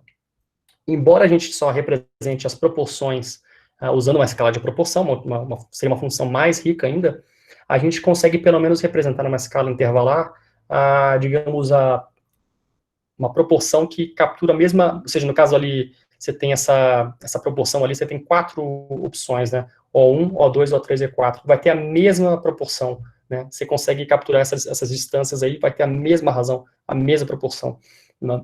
Então, a escala intervalar consegue capturar, digamos, os graus, né, de diferença, né, nesses termos aqui de razão, claro, preservando, né, então, quaisquer valor que se assinala a O1, O2, a distância entre O1, O2, O3 e O4, né, essas diferenças, elas vão ter a mesma razão, né, para essa função de utilidade, né? Então, essa é a ideia geral também da escala intervalar e das propriedades dela. Então, essa função, ela precisa esse tipo de função precisa ser assumido na teoria, né, e nos teoremas de representação, se a gente quer representar as preferências do agente por maximização da utilidade esperada, né. Então, esse é um pressuposto importante, né, um pressuposto estrutural importante na teoria. Beleza. Então, em geral, é isso, né, sobre a noção de utilidade esperada, né, sobre o teorema da representação. Também não queria entrar tanto nisso, mas é importante vocês saberem dessas coisas, porque também tem disputas, né, sobre o teorema da representação, tem toda a parte matemática dos teoremas da representação, toda a discussão e versões diferentes, né, dos teoremas, dependendo do modelo que você vai propor de teoria de decisão, vai mudar. Mas também tem a discussão filosófica sobre os fundamentos, né, se os teoremas da representação têm algum papel fundacional importante se eles conseguem, né, no último caso, a gente consegue extrair princípios, a gente consegue representar, né, dependendo de como você entende a noção de preferência também. Então tem toda essa discussão também fundacional também, e filosófica, sobre a relevância, a importância desses teoremas, né? Então, o legal da teoria de decisão é isso, na filosofia, que ele combina tanto a parte formal, a parte matemática, tem gente com muito treinamento matemático, mas também tem gente que vem para uma discussão filosófica, de interpretação também. Então, até alguns dizem que na filosofia, na verdade, eu acho que a Lara Bucha, que num texto dela que eu indiquei para vocês, ela fala que na filosofia, as teorias da decisão, a gente tem que entender com duas facetas, né? Uma é essa normativa que a gente falou, e outra é essa interpretativa, né? As diferentes maneiras de interpretar e as concepções que a gente pode ter para esses tipos de... Porque, por exemplo, dependendo como você define a natureza da preferência, poderia ter algum tipo de impacto também para essas teorias, né? E, bom, tem toda essa... Mas, basicamente, esses dois tipos de aspecto, assim, que estariam... que seriam de interesse a filósofos, né, quando fazem teoria de decisão. O aspecto esse mais normativo e o aspecto mais interpretativo também, de definir melhor a natureza da preferência, a natureza da função de utilidade, como eu disse, né, pode parecer muito estranho, mas tem essa discussão na literatura, tem um pessoal, os realistas psicológicos acham que a função de utilidade corresponde ao estado mental, né, corresponde ao estado mental. Né? Tem gente que acha isso, tem gente que acha que não corresponde, ou não quer se comprometer com isso, que o importante é representar a relação de preferência e ponto, acabou, mais formalista, mais matemático. Tem os construtivistas também que acham que tem uma relação de superveniência também entre utilidade e preferência. Aí tem gente que acha que preferência determina utilidade, tem gente que acha ao contrário, né, que a relação mais primitiva é de utilidade, a função behavioristas e mentalistas também, né. Bom, essa é a parte filosófica, né, essa parte de discussão. Isso tem a parte matemática. Então, o legal é isso, a área consegue unir esses esforços, né, e é uma área interdisciplinar, como eu falei, né. Então, vamos, depois desse grande parênteses. Então, eu ia seguir o baile e não ia falar muito de probabilidade, ia assumir aqui e meio que tentar jogar com as intuições de vocês sobre probabilidade, mas sabe que não é muito bom a gente seguir muito as nossas intuições sobre probabilidade, porque nossas intuições sobre probabilidade são muito erradas. Então, pelo menos eu dar aqui um basicão rápido de probabilidade. Já falei um pouco, né? Já fui falando, mas mais de interpretação e tal. Agora, umas noções mais técnicas e vou tentar explicar, né, com exemplos e tal. Também não quero dar aqui toda a parafernália da teoria da probabilidade, os axiomas, tudo o que a gente deduz dos axiomas. Se a gente assumir, sei lá, uma relação de acarretamento de consequência lógica diferente, como é que faz? Se a gente ter probabilidade infinitesimal, como é que é o modelo? Se a gente tem probabilidade imprecisa, como é que é o modelo? Ai, meu Deus, tá. Tudo isso é legal, tudo isso é divertido de fazer, mas eu vou ficar fazendo com vocês isso aqui, senão vai ser uma coisa muito xarope, né? Então, vou dar o basicão da teoria da probabilidade para vocês aqui, em, tipo assim, sei lá, 10 minutos, né? Vou tentar, pelo menos, o básico, assim. Então, há uma distinção bem importante em teoria da probabilidade, que é entre probabilidade categórica e probabilidade condicional, tá? Quando a gente fala probabilidade categórica, é a probabilidade, por exemplo, se eu vou pegar uma moeda agora, um dado, dou um exemplo do dado, né? Tem um dado de seis faces, né? Então, ele tem 6 possibilidades de sair um resultado, né? Sai 1, 2, 3, ou 4, ou 5, ou 6, né? Se eu jogar agora.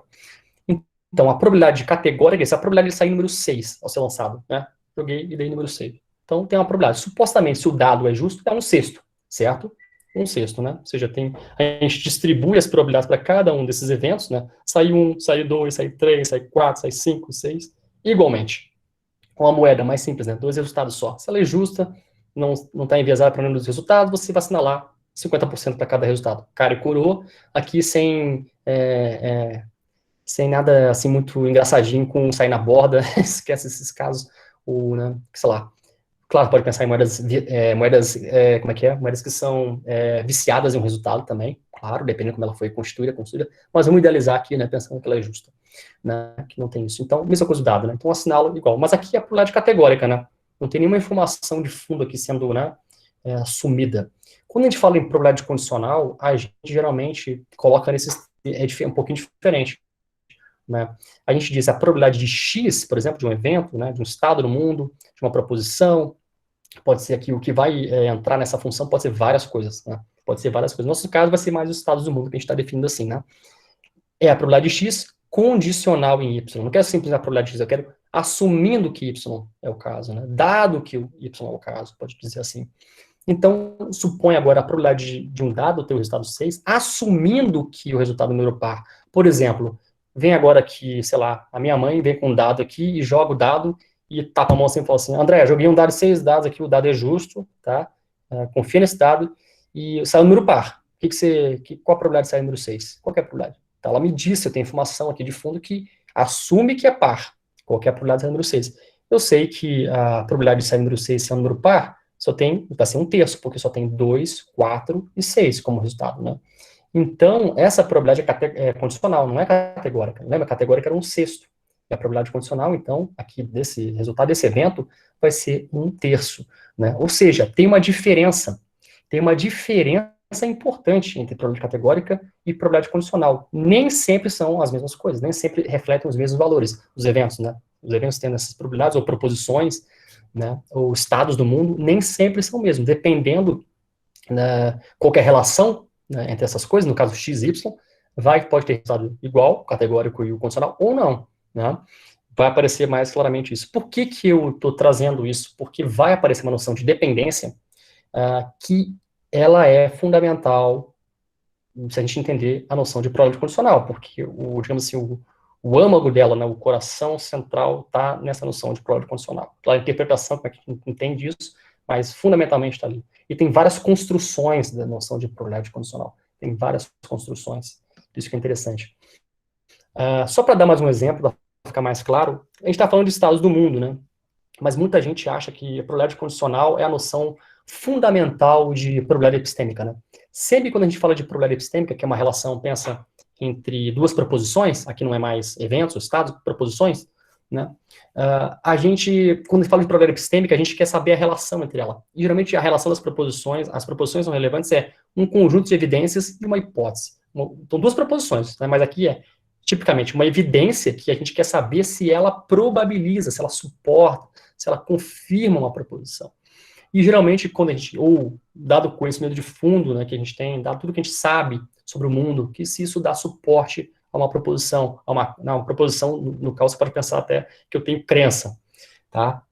Então, probabilidade condicional, muita gente acha que é a noção fundamental de probabilidade epistêmica, porque é sempre uma relação entre, pelo menos, dois itens, né, uma evidência e uma outra proposição que a gente quer, né, saber qual, uma hipótese, né, uma teoria você poderia até pensar. E aí a relação é essa, a gente tem que assumir, assumindo que é verdadeira a evidência, né, assumindo ela, sempre tem isso também, tem várias maneiras de interpretar o que é esse assumindo, o que é esse dado, o que é esse condicional, né, tem várias maneiras de construir e várias maneiras de interpretar. E aí, mas, bom, uma maneira é essa, assumindo que a evidência é verdadeira, qual que é a probabilidade de uma hipótese, né? Então, para dar um exemplo mais que eu já dei, assumindo que todos o conjunto de dados astronômicos, né, que se tem, ou pelo menos os relevantes, qual que é a probabilidade da hipótese do Big Bang ser verdadeira, né?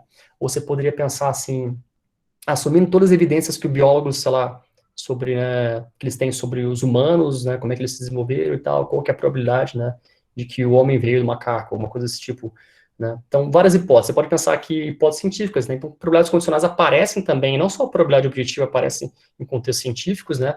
Por exemplo, o átomo de rádio decair em tantos anos, né? Tem gente que acha que isso fala, né? Assim, tem esse evento do mundo e tem uma certa probabilidade que é uma chance, que é um acaso do mundo. Mas também pode pensar relações evidenciais aparecendo em teorias científicas, né?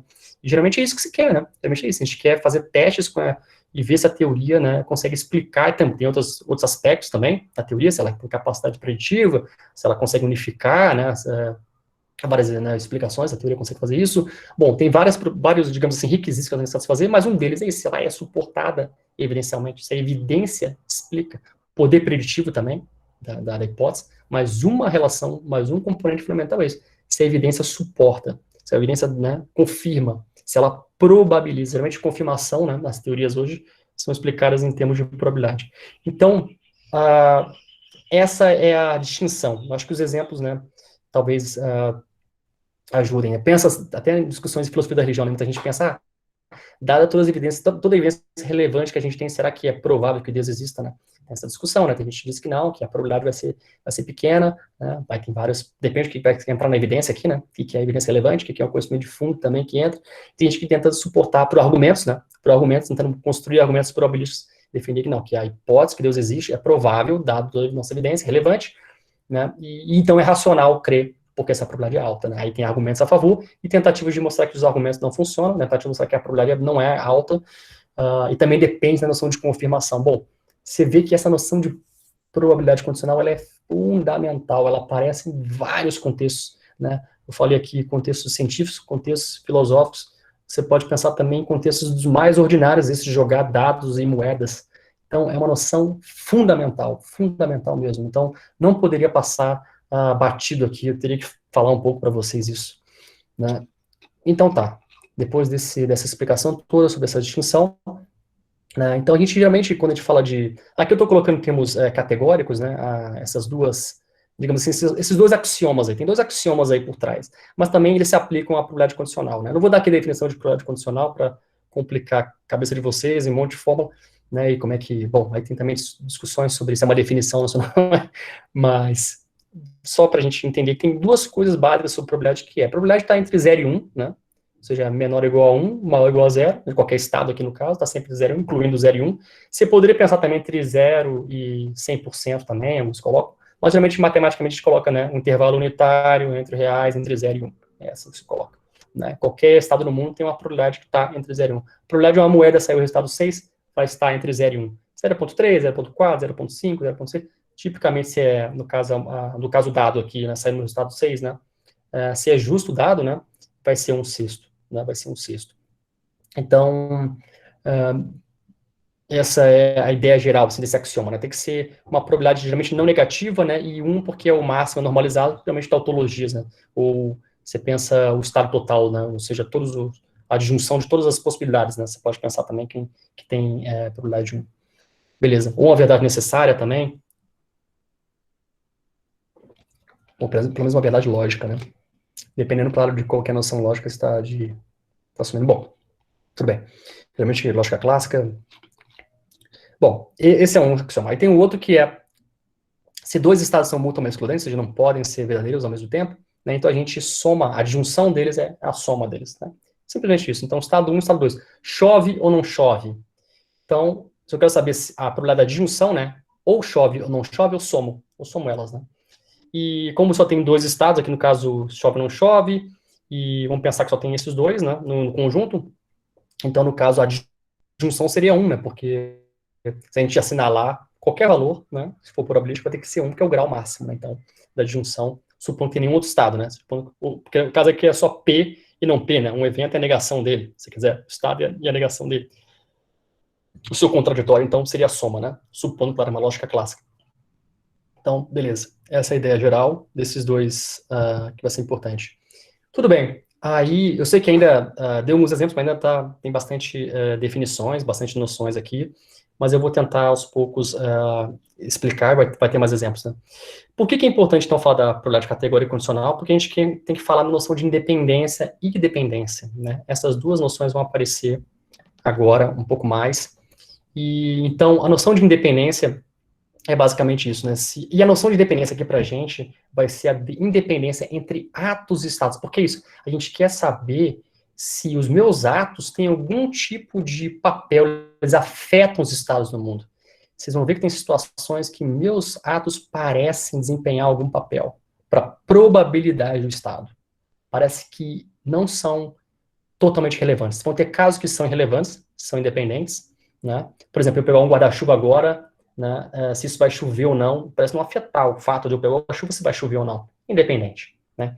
Então, quando são independentes, já dei a dica, né? Quando são independentes, a probabilidade condicional desse Estado, dado um ato, vai ser igual ao do Estado, né? É o que está dizendo ali embaixo, né? Essa aqui. Então, por exemplo, dado que eu peguei o guarda-chuva agora, assumindo que eu peguei o guarda-chuva, qual a probabilidade de chover? Bom, parece que não tem nenhum tipo de dependência desse estado do mundo, parece que não tem nenhum, se eu pegar, é completamente independente, né? Irrelevante se eu peguei o guarda-chuva ou não. Não tem nenhum tipo de papel causal sobre esse estado do mundo, né? Então, bom, independente. É claro que tem noções, não só dependência causal, mas também dependência evidencial, que vai ser a distinção fundamental entre duas teorias. Vocês vão ver amanhã. Bom, isso é a noção de dependência. A noção de dependência, então, né, se no caso é igual, vai ser quando é relevante, quando o Estado, no caso, quando o ato é relevante para o Estado, né? Pensa, então, tem dois casos, dependência negativa e dependência positiva. A dependência positiva é quando você assumiu o ato, ele vai aumentar a probabilidade do Estado. É isso que está querendo dizer aqui. Ele vai aumentar, vai ser relevante positivamente, alguns dizem, ou dependência positiva, né?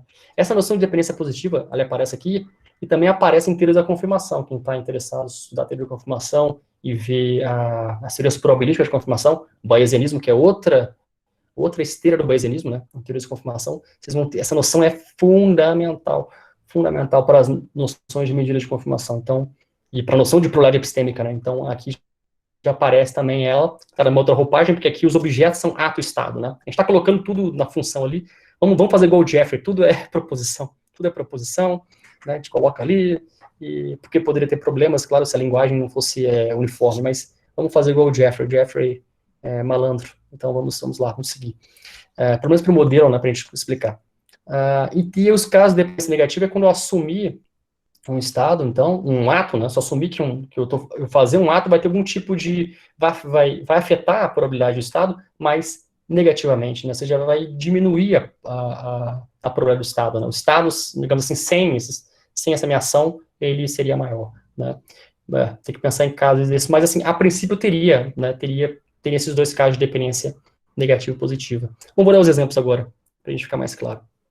Então, os exemplos são esses, né? Pensa, exemplos de independência, alguns podem ser bem controversos aqui, tá? Mas eu fiquei pensando aqui sobre os exemplos, né? E, bom, eu acho que são talvez representativos, pelo menos vão ajudar a gente a entender. Né? Se pode ser controverso ou não é outra história, mas eu acho que a gente consegue, pelo menos vocês vão ter intuição de que é isso que está acontecendo. Acho que pelo menos é a intuição. Depois, se a gente não for ao cabo de discutir ver que não é, tudo bem. Mas parece um caso de independência, isso que eu falei, né? O ato de eu pegar o guarda-chuva agora não vai afetar a probabilidade de que vai chover hoje em Brasília, né? Não vai aumentar, não vai diminuir. Mesma coisa, ou seja, o ato de chover, a probabilidade que vai chover em Brasília hoje não é afetada por essa minha ação, por esse meu ato. Então, whatever, independência, né? Mesma coisa, o ato de eu apostar no meu time de futebol não afeta a probabilidade que ele vai ganhar o jogo hoje à noite, né? Vou passar o jogo hoje no meu time, na televisão, Campeonato Brasileiro. Se eu for lá entrar no site agora para apostar aqui, tem o site de aposta, né? São legalizados no Brasil, né? São ou não são? Bom, não sei. Mas em outros países, acho que na Inglaterra é legalizado, na Europa. E aí você vai lá e aposta, isso não vai afetar a probabilidade de que o meu time vai ganhar ou não. Não é isso, não é isso. Não parece que não desempenha nenhum papel, nem evidencial, nem causal, né? Então, não seria um caso de independência. Caso de dependência, né? Você pode pensar, vai aparecer depois. Estudar para uma prova afeta a probabilidade que eu tenha isso, né? Se eu estudar bastante para a prova, se eu me empenhar em coisa, vai aumentar a probabilidade de eu ir bem. Se eu estudar um pouco, vai aumentar a probabilidade, mas talvez não tanto. Mas parece que esse ato, ele afeta um certo tipo de coisa que pode acontecer. É um estado que pode acontecer, que é eu passar na prova, certo? Então tem uma dependência, já pode haver uma relação de dependência do estado, e o estado tem uma dependência em relação ao ato, né? Mesma coisa, um outro exemplo, também pode ser controverso, mas 2 países possuírem armas nucleares afeta a probabilidade de guerra. A ideia aqui geral é que se 2 países têm armas nucleares, né, eles vão se intimidar entre eles e talvez não haja uma guerra, porque se um atacar o outro, então vai ter uma grande guerra nuclear, e isso, né, comprometeria tudo, né, o planeta. Então, isso, de uma maneira, talvez diminua a probabilidade.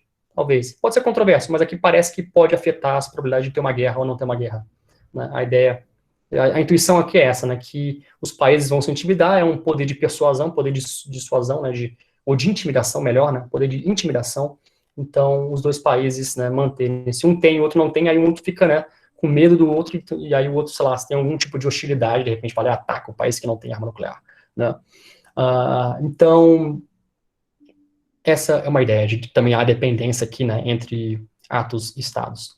Agora, você pode também pensar de maneira mais geral, como eu falei, né, de dependência entre eventos também em geral. Você pode pensar entre proposições, que eu falei, né, situações, né, de hipótese e evidência também, e assim por diante, né. No caso ali, se é uma moeda justa, não faço sair o couro no primeiro resultado, não afeta o resultado na próxima jogada, porque é uma moeda justa, né. Se cada um dos resultados são independentes, não dependem um do outro, é uma moeda, né, que tem essa tendência, né, a distribuir normalmente, se você jogar em várias vezes no long run, né, na longa distância, né, ela tender a normalizar, né, porque ela é justa. E, sei lá, pode pensar um caso de dependência entre eventos, no fato de que eu sou uma pessoa a ter vícios, pode aumentar a probabilidade de que eu me torne um alcoólatra. Esse já é um pouco mais, o que afinal de contas é ter tendências a vícios também, o que é ter vícios, né, se tem algum tipo de predisposição genética, alguma coisa desse tipo.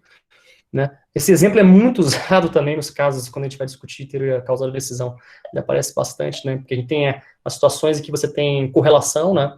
E você tem simplesmente correlação entre eventos, e casos que você tem causação, né? Tem uma diferença bem importante entre correlação e causação.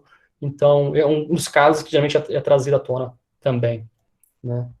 Correlação nem sempre acarreta em causação, pessoal, lembre-se, nem sempre acarreta em causação, né? Para a gente inferir em causação na ciência é bem complicado, lá tem maneiras, né, boas de fazer isso, mas é bem complicado, né? Correlação é uma coisa, não implica que tem causalidade, né?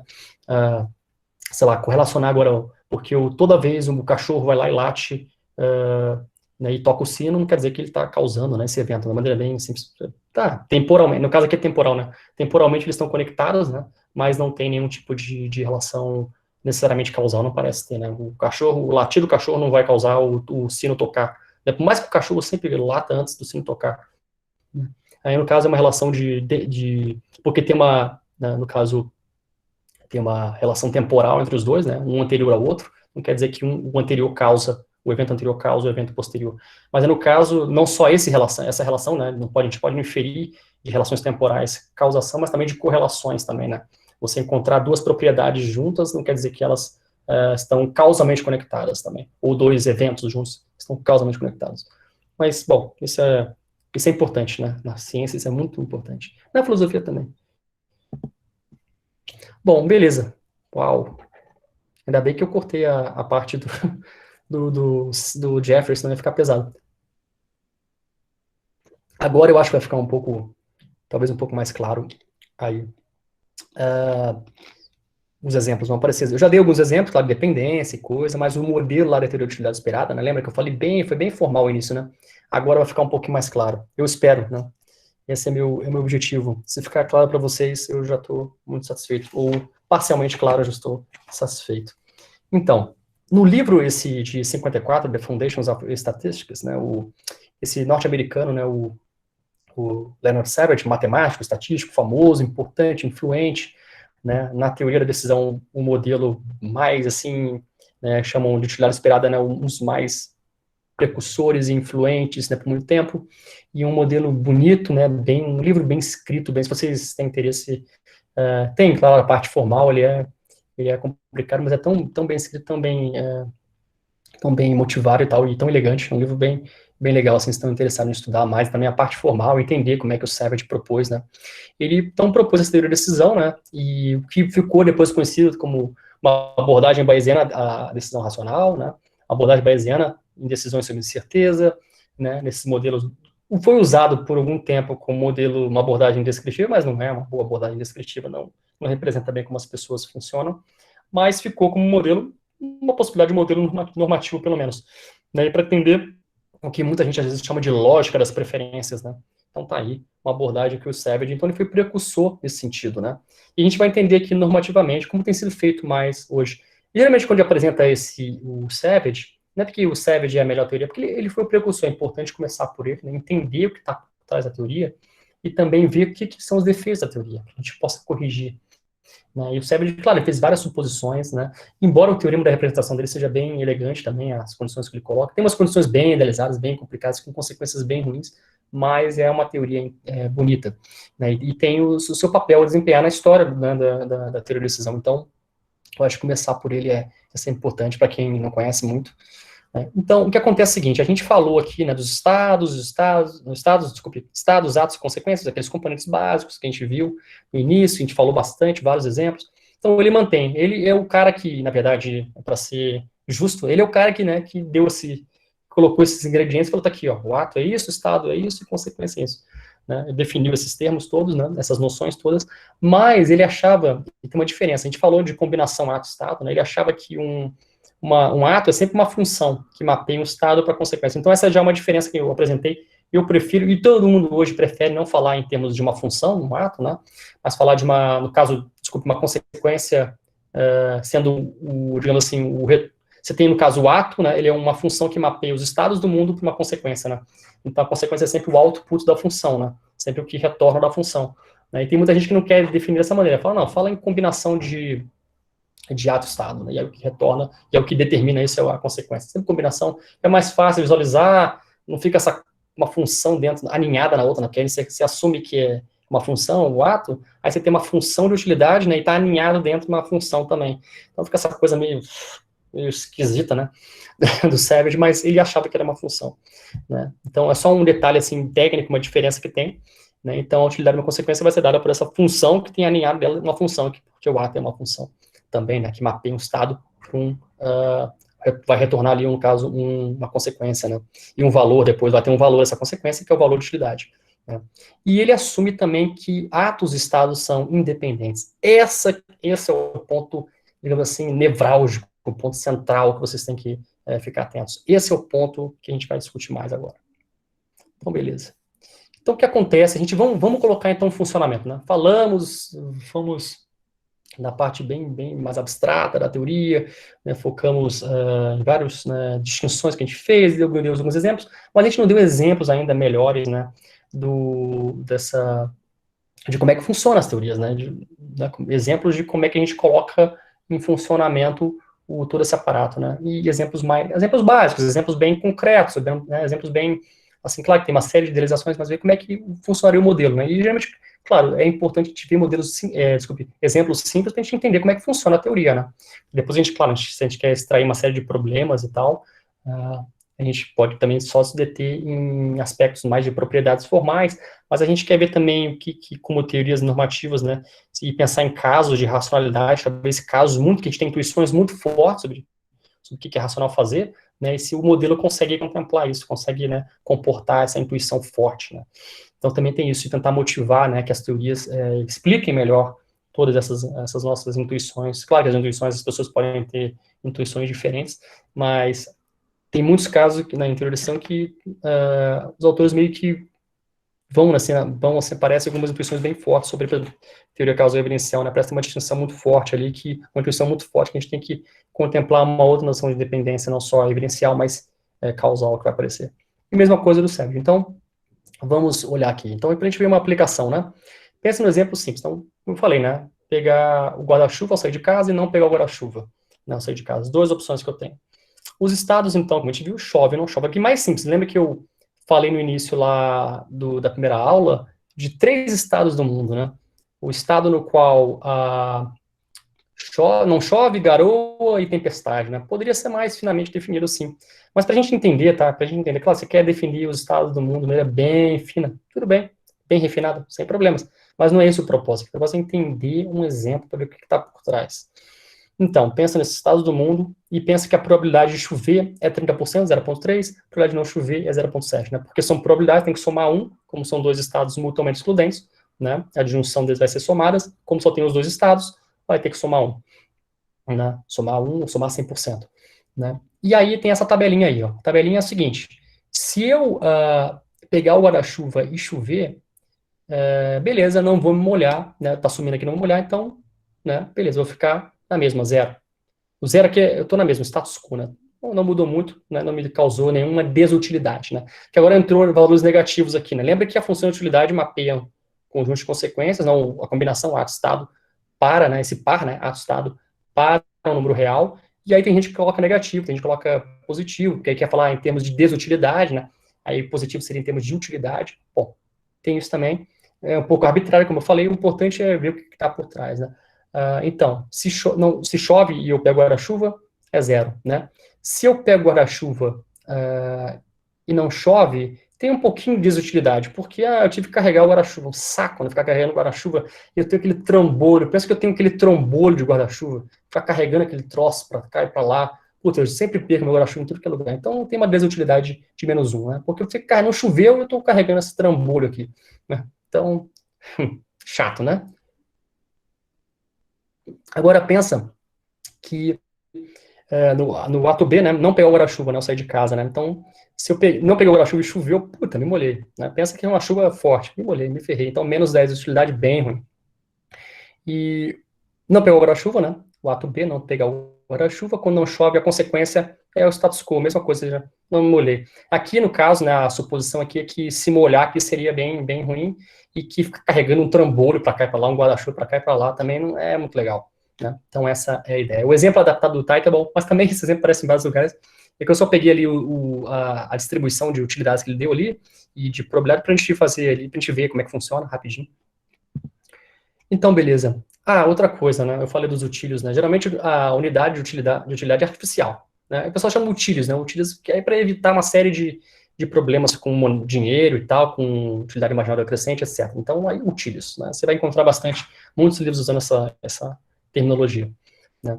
Então, cada consequência recebe um valor determinado de utility, e lembre-se, né, vai gerar, então, um índice de satisfação a partir das preferências do agente, né, desde o que eu desejo mais até o que eu desejo menos, e esses utilities, né, no caso, os valores de utilidade vão representar, né, essa unidade de utilidade vai representar esse índice, né, essa ordem e aquela estrutura toda também da distância, né, dos graus de desejo também, a diferença entre as distâncias. Mas como é que a gente calcula, então, a utilidade esperada A e de B? Né? A gente tem duas opções, pegar o guarda-chuva, lembra-se, e não pegar o guarda-chuva, né? A é pegar o guarda-chuva, B é não pegar o guarda-chuva, sair de casa, tá? Tô pensando sobre isso hoje, né, e, bom, se a gente assumir aquela tabela, e como é que a gente calcula? A gente precisa multiplicar as utilidades, né, os valores de utilidade, né, os utilities ali, de cada consequência de um ato, com as probabilidades dos estados. Então, a gente multiplica cada uma, como a gente tinha visto já naquele exemplo mais formal que eu tinha dado a tabela ali, né, usando o recurso do desenho. Então, aqui eu estou colocando valores aqui, com 2 estados, de novo, com 2 atos, colocando valores. Então, se você fizer ali, como é 30%, 0,3%, e só voltando aqui, a utilidade aqui, ó, a consequência, né, no caso de eu pegar o guarda-chuva e não chover é 0, né, então multiplico pela probabilidade no caso, o estado não chover, né, e somo com, no caso, a utilidade -1 de pegar o guarda-chuva e não chover, carregar o trambolho chato, pela probabilidade alta, né, até que é alta, né, 0,7, mais ou menos, né, um pouquinho mais moderada, vamos dizer assim, de que vai chover. Então, vai ter essa utilidade utilidade esperada de A vai ser menos 0,7. E mesma coisa B, eu faço a mesma coisa, calculo ali, né, -10, se chover, né, e eu não pegar o guarda-chuva, vou molhar pra caramba, horrível, multiplico por 0,3, que é a probabilidade de chover, e o estado do mundo que não chove, né, na verdade, a probabilidade de não chover que é alta, né, de não chover que é alta, 0,7, e multiplico por 0, né, então vai ser -3. Então, eu posso ver claramente que a utilidade esperada de A vai ser maior do que a de B, né? Como só tem esses dois atos, então ela vai ser o ato que vai maximizar estritamente. Então, agentes racionais vão maximizar, essa é a ideia. Vão preferir A a B, né? Eles vão maximizar a utilidade esperada, então eles vão preferir A a B, né? Essa é a maneira pela qual seria o caso aqui. Um caso bem simples, para a gente ver, né, uma aplicação aí. Né, é maior a utilidade esperada de A, é maior que a utilidade esperada de B, né, a gente representa as preferências assim, agentes racionais, né, têm preferências desse tipo, então eles maximizam a utilidade esperada. Né. Essa é a ideia, beleza? Esse é o exemplo dessa ideia. Tudo bem, deixa eu ver que horas são. Beleza. Ainda tem um tempinho, estou indo para o final, né. Interessante, a teoria é interessante? A teoria é influente? A teoria é atraente? Mas tem limitações. ela não consegue lidar com vários casos, como já falei sobre decisão sobre certeza, né? E, especialmente, o que está por trás é o problema do princípio de dominância e a noção de independência. Ela é restritiva, ela assume atos e consequências como sendo independentes, mas tem casos que não são independentes. O problema é que dominância forte e fraca se seguem na teoria do Savage. Se seguem na teoria do Savage. Mesmo com a maximização de utilidade esperada, ela se segue. Né? Você vai ter casos, né, vai, digamos, seguir, né? Dominância e a maximização vão seguir, no caso do Savage, tanto do forte como fraca. Então, a gente vai sempre preferir a opção que domina todas as outras. Né? Essa é a ideia né, que se segue da teoria dele. E, mais especificamente, ou seja, não pode ser uma opção A domina qualquer outra opção disponível a gente, então a gente deve preferir A, B. Esse é um princípio, né, que se seguiria de usar a dominância, né, na noção fraca ou forte, dependendo de qual você quer a noção usar aqui. E, bom, essa é um problema que vai ter. Então, a gente viu que a dominância nos parece ajudar a decidir em alguns casos, pelo menos, né, a gente viu. Mas a gente tem que ter cuidado quanto ao seu uso. Quando um ato ou opção influencia as probabilidades, quando eles afetam, né, a gente não deve usar. Né? Então, na verdade, o problema é que o Savage, ele, claro, se segue com dominância porque ele está pensando em independência, né? Ele está pensando em independência entre os estados, mas tem casos em que então, a matéria é restritiva, mas tem casos em que a gente tem que os atos vão depender. Desculpe, os estados vão depender dos atos. E aí a gente não pode usar dominância, né? Então a gente ou seja, a gente precisa de uma teoria que contemple casos que tem dependência, e a gente precisa de uma teoria, e a gente não pode aplicar a dominância em todos os casos. Né? Nesses casos específicos de dependência, não pode aplicar. Essa é a ideia. Então, vamos considerar aqui um exemplo também bem famoso. Deixa eu só ver uma coisa aqui. Beleza. É que, tá vendo? Nesse caso aqui, não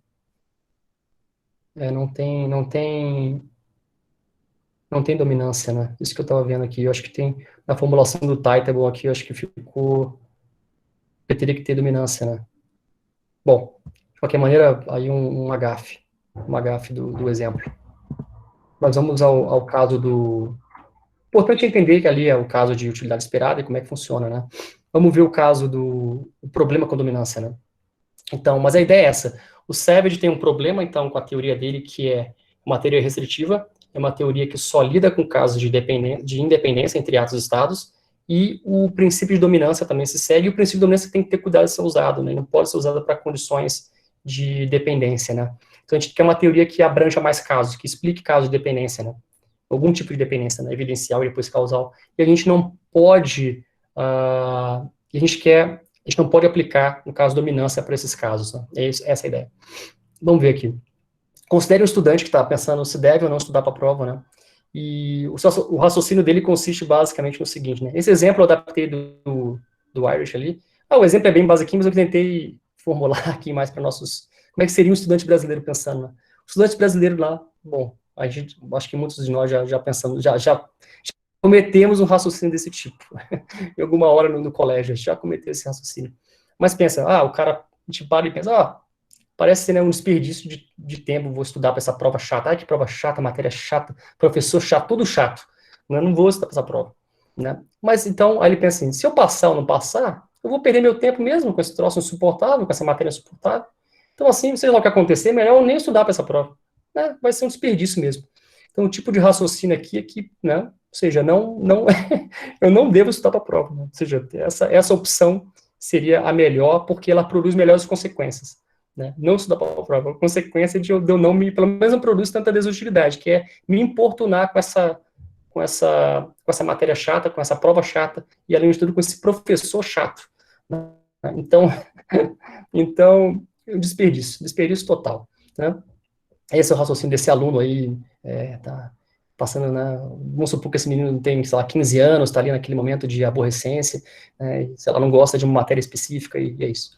E aí a tabela de decisão dele, é claro, artificial, estamos criando aqui só para a gente meio capturar a ideia que está por trás, né, capturar a ideia que está por trás do raciocínio dele é esse, né, uma maneira é essa, dominância, se ele está pensando que tem a opção de estudar para a prova, de não estudar para a prova, e tem dois estados, né, passar na prova ou não passar na prova, então, o problema é que ele pensa, então, que é uma desutilidade tão grande de estudar para a prova, né, então que ele assinala não estudar para a prova, a consequência de não estudar, no caso do ato de não estudar para a prova, quando passa na prova, essa consequência que é gerada por ali, ou seja, passei na prova, nem precisei estudar, maravilha, melhor dos mundos, ou seja, assinalo uma utilidade alta, e é maior do que a utilidade da consequência de estudar para a prova, ou seja, estudei para essa coisa chatíssima, mas passei, tudo bem. Tem a felicidade, a satisfação de ter passado, estudei, foi um momento muito chato de estudar, mas passei, então fui meio que recompensado. Mas ainda assim, não estudar e passar seria muito melhor, né? E o outro estado do mundo é não passar na prova, né? Não passar na prova, no caso, você tem os atos, caso essa possibilidade, né, não passar na prova, você tem os atos de estudar para a prova e de não estudar para a prova. Então, não estudar para a prova também ganha de estudar para a prova, porque a consequência de não estudar para a prova e não passar é ruim, o resultado é porque eu não passei na prova. Porém, eu não precisei estudar para essa coisa chata. Então, uma desutilidade bem menos um ali, né? Menos um. Mesma coisa, estudar para a prova e não passei. Putz, é o pior cenário possível esse, né? Como chama worst case scenario. É o caso menos 5 ali, né? Ou seja, o caso que eu tive que estudar para o troço chato, ainda me ferrei, esse professor vai me encher o saco ainda, puta, que saco, sei lá, fiquei de recuperação, uma coisa desse tipo, então desutilidade horrível.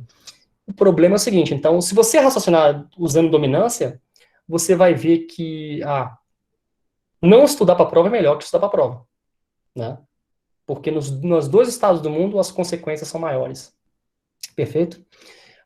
Só que, putz, cara, tem uma coisa muito errada com esse raciocínio, né? Tem uma coisa muito errada com esse raciocínio.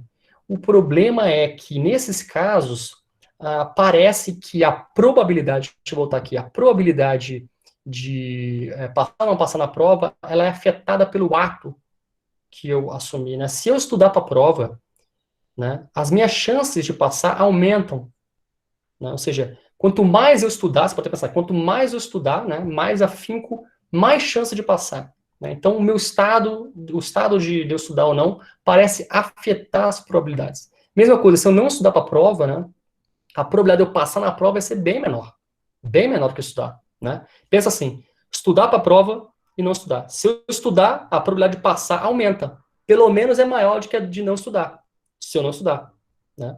Então, passar na prova, a probabilidade de passar na prova, dado que eu estudei, vai ser maior do que a probabilidade de passar na prova, dado que eu não estudei. Duas probabilidades condicionais. O problema é que o princípio de dominância, obviamente, está sendo assumido aqui, sendo usado, né? Mas também você pode ver a relação de probabilidade condicional aqui, né?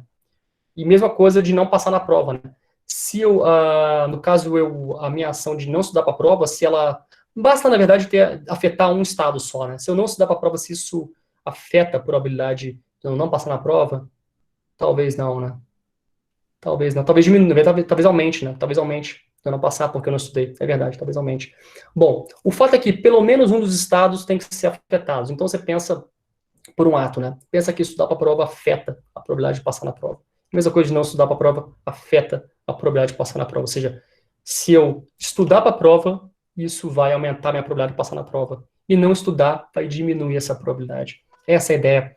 O princípio de dominância está, digamos assim, desprezando essa relação que está acontecendo aqui, de dependência entre atos e estados, né? Porque o princípio de dominância, ele nem assume, se vocês prestarem atenção nisso desde o início, o princípio de dominância nem assume qual que é a probabilidade dos eventos. Por isso que muita gente usa o princípio de dominância para contextos de decisão sobre ignorância, né? Um dos candidatos, né? Porque lá a gente não tem acesso às probabilidades, né? De nenhum tipo, nem objetiva, e parece não fazer sentido assinalar probabilidades nem subjetivas. É o estado, assim, de situação evidencial do agente bem ruim. Bom, chegando ao final. Então, qual exatamente o problema que eu falei nesse caso, né? É esse, né? Que parece que as probabilidades dos estados variam de acordo com os atos. Dependendo qual ato eu fizer, a probabilidade pode aumentar ou pode descer. Estudar para a prova influencia a probabilidade de obter êxito. Quanto mais estudar, mais a probabilidade de obter êxito. Se eu estudar para a prova, a probabilidade de obter êxito vai ser maior do que eu não estudar. Então, eles afetam.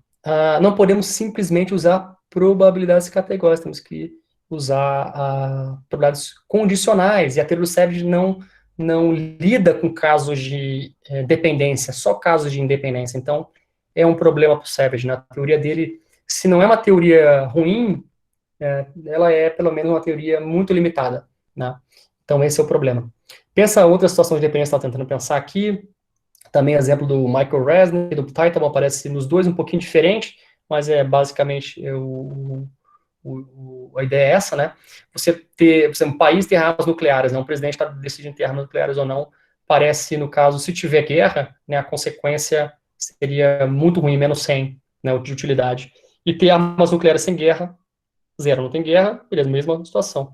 Não ter armas nucleares e não ter guerra, melhor ainda, né? Não tem guerra, não tem armas nucleares, ninguém está com hostilidade, não ameaça. E mesma coisa de não ter armas, desculpe, não ter armas nucleares e ter guerra, é ruim, né? Porque vai ter, no caso, você vai ter uma utilidade ruim também, né? O fato é que essas utilidades aqui, né, se eu usar o princípio de... O fato é que, na verdade, o exemplo aqui é para mostrar que ter armas e ter guerra, né, no caso, o ato de ter armas nucleares vai afetar, pode afetar a probabilidade de ter guerra, de não ter guerra, né? Então, talvez aqui o que tem que ser usado não é a probabilidade simplesmente categórica, a gente tem que usar a probabilidade condicional. Qual que é a probabilidade de ter guerra, dado que um país decidiu ter armas nucleares, dado que um país não teve armas nucleares? Bom, esse caso é um pouco contestável também, pode ser um pouco controverso, mas é um exemplo que é usado bastante para mostrar que há dependência também, né, em que nesses casos a gente tem que usar probabilidade condicional. Então, eu termino com esse exemplo, a ideia também é voltar mais com esses casos de dependência, né, mas a ideia geral é essa, a ideia geral, então, hoje foi apresentar a teoria de utilidade esperada, foi falar um pouco de alguns componentes dela, né, aspectos mais gerais ali, e alguns detalhes, da noção de probabilidade condicional, probabilidade categórica, e depois, propriamente, entrar na teoria do Savage, né, que é o primeiro modelo que a gente viu, é um modelo bem restritivo, né, ele só consegue lidar com casos de independência, né, e porque usa a probabilidade categórica, não faz a distinção, né, entre independência, ou pelo menos não contempla casos de dependência, né, e parece que tem casos de decisão que envolvem dependências. O caso do estudante é um deles, parece ter uma relação de dependência, né, ou seja, o fato de eu estudar ou não para a prova vai afetar os estados do mundo, se eu vou passar ou não. E mesma coisa aqui nesse caso, embora talvez não tão claro como o primeiro, mas supostamente ter armas nucleares teria também algum tipo, né, esse ato teria algum tipo de influência sobre a probabilidade de ter guerra, né, porque pode ter algum tipo de, você imagina que dois países, né, então em dois países aqui, tem algum tipo de hostilidade, então se eles têm hostilidade entre eles e os dois têm armas nucleares, então eles vão se respeitar, de certa maneira, porque é uma maneira de intimidar, mas somente um tem, aí poderia afetar, a probabilidade de ter uma guerra poderia ser maior também.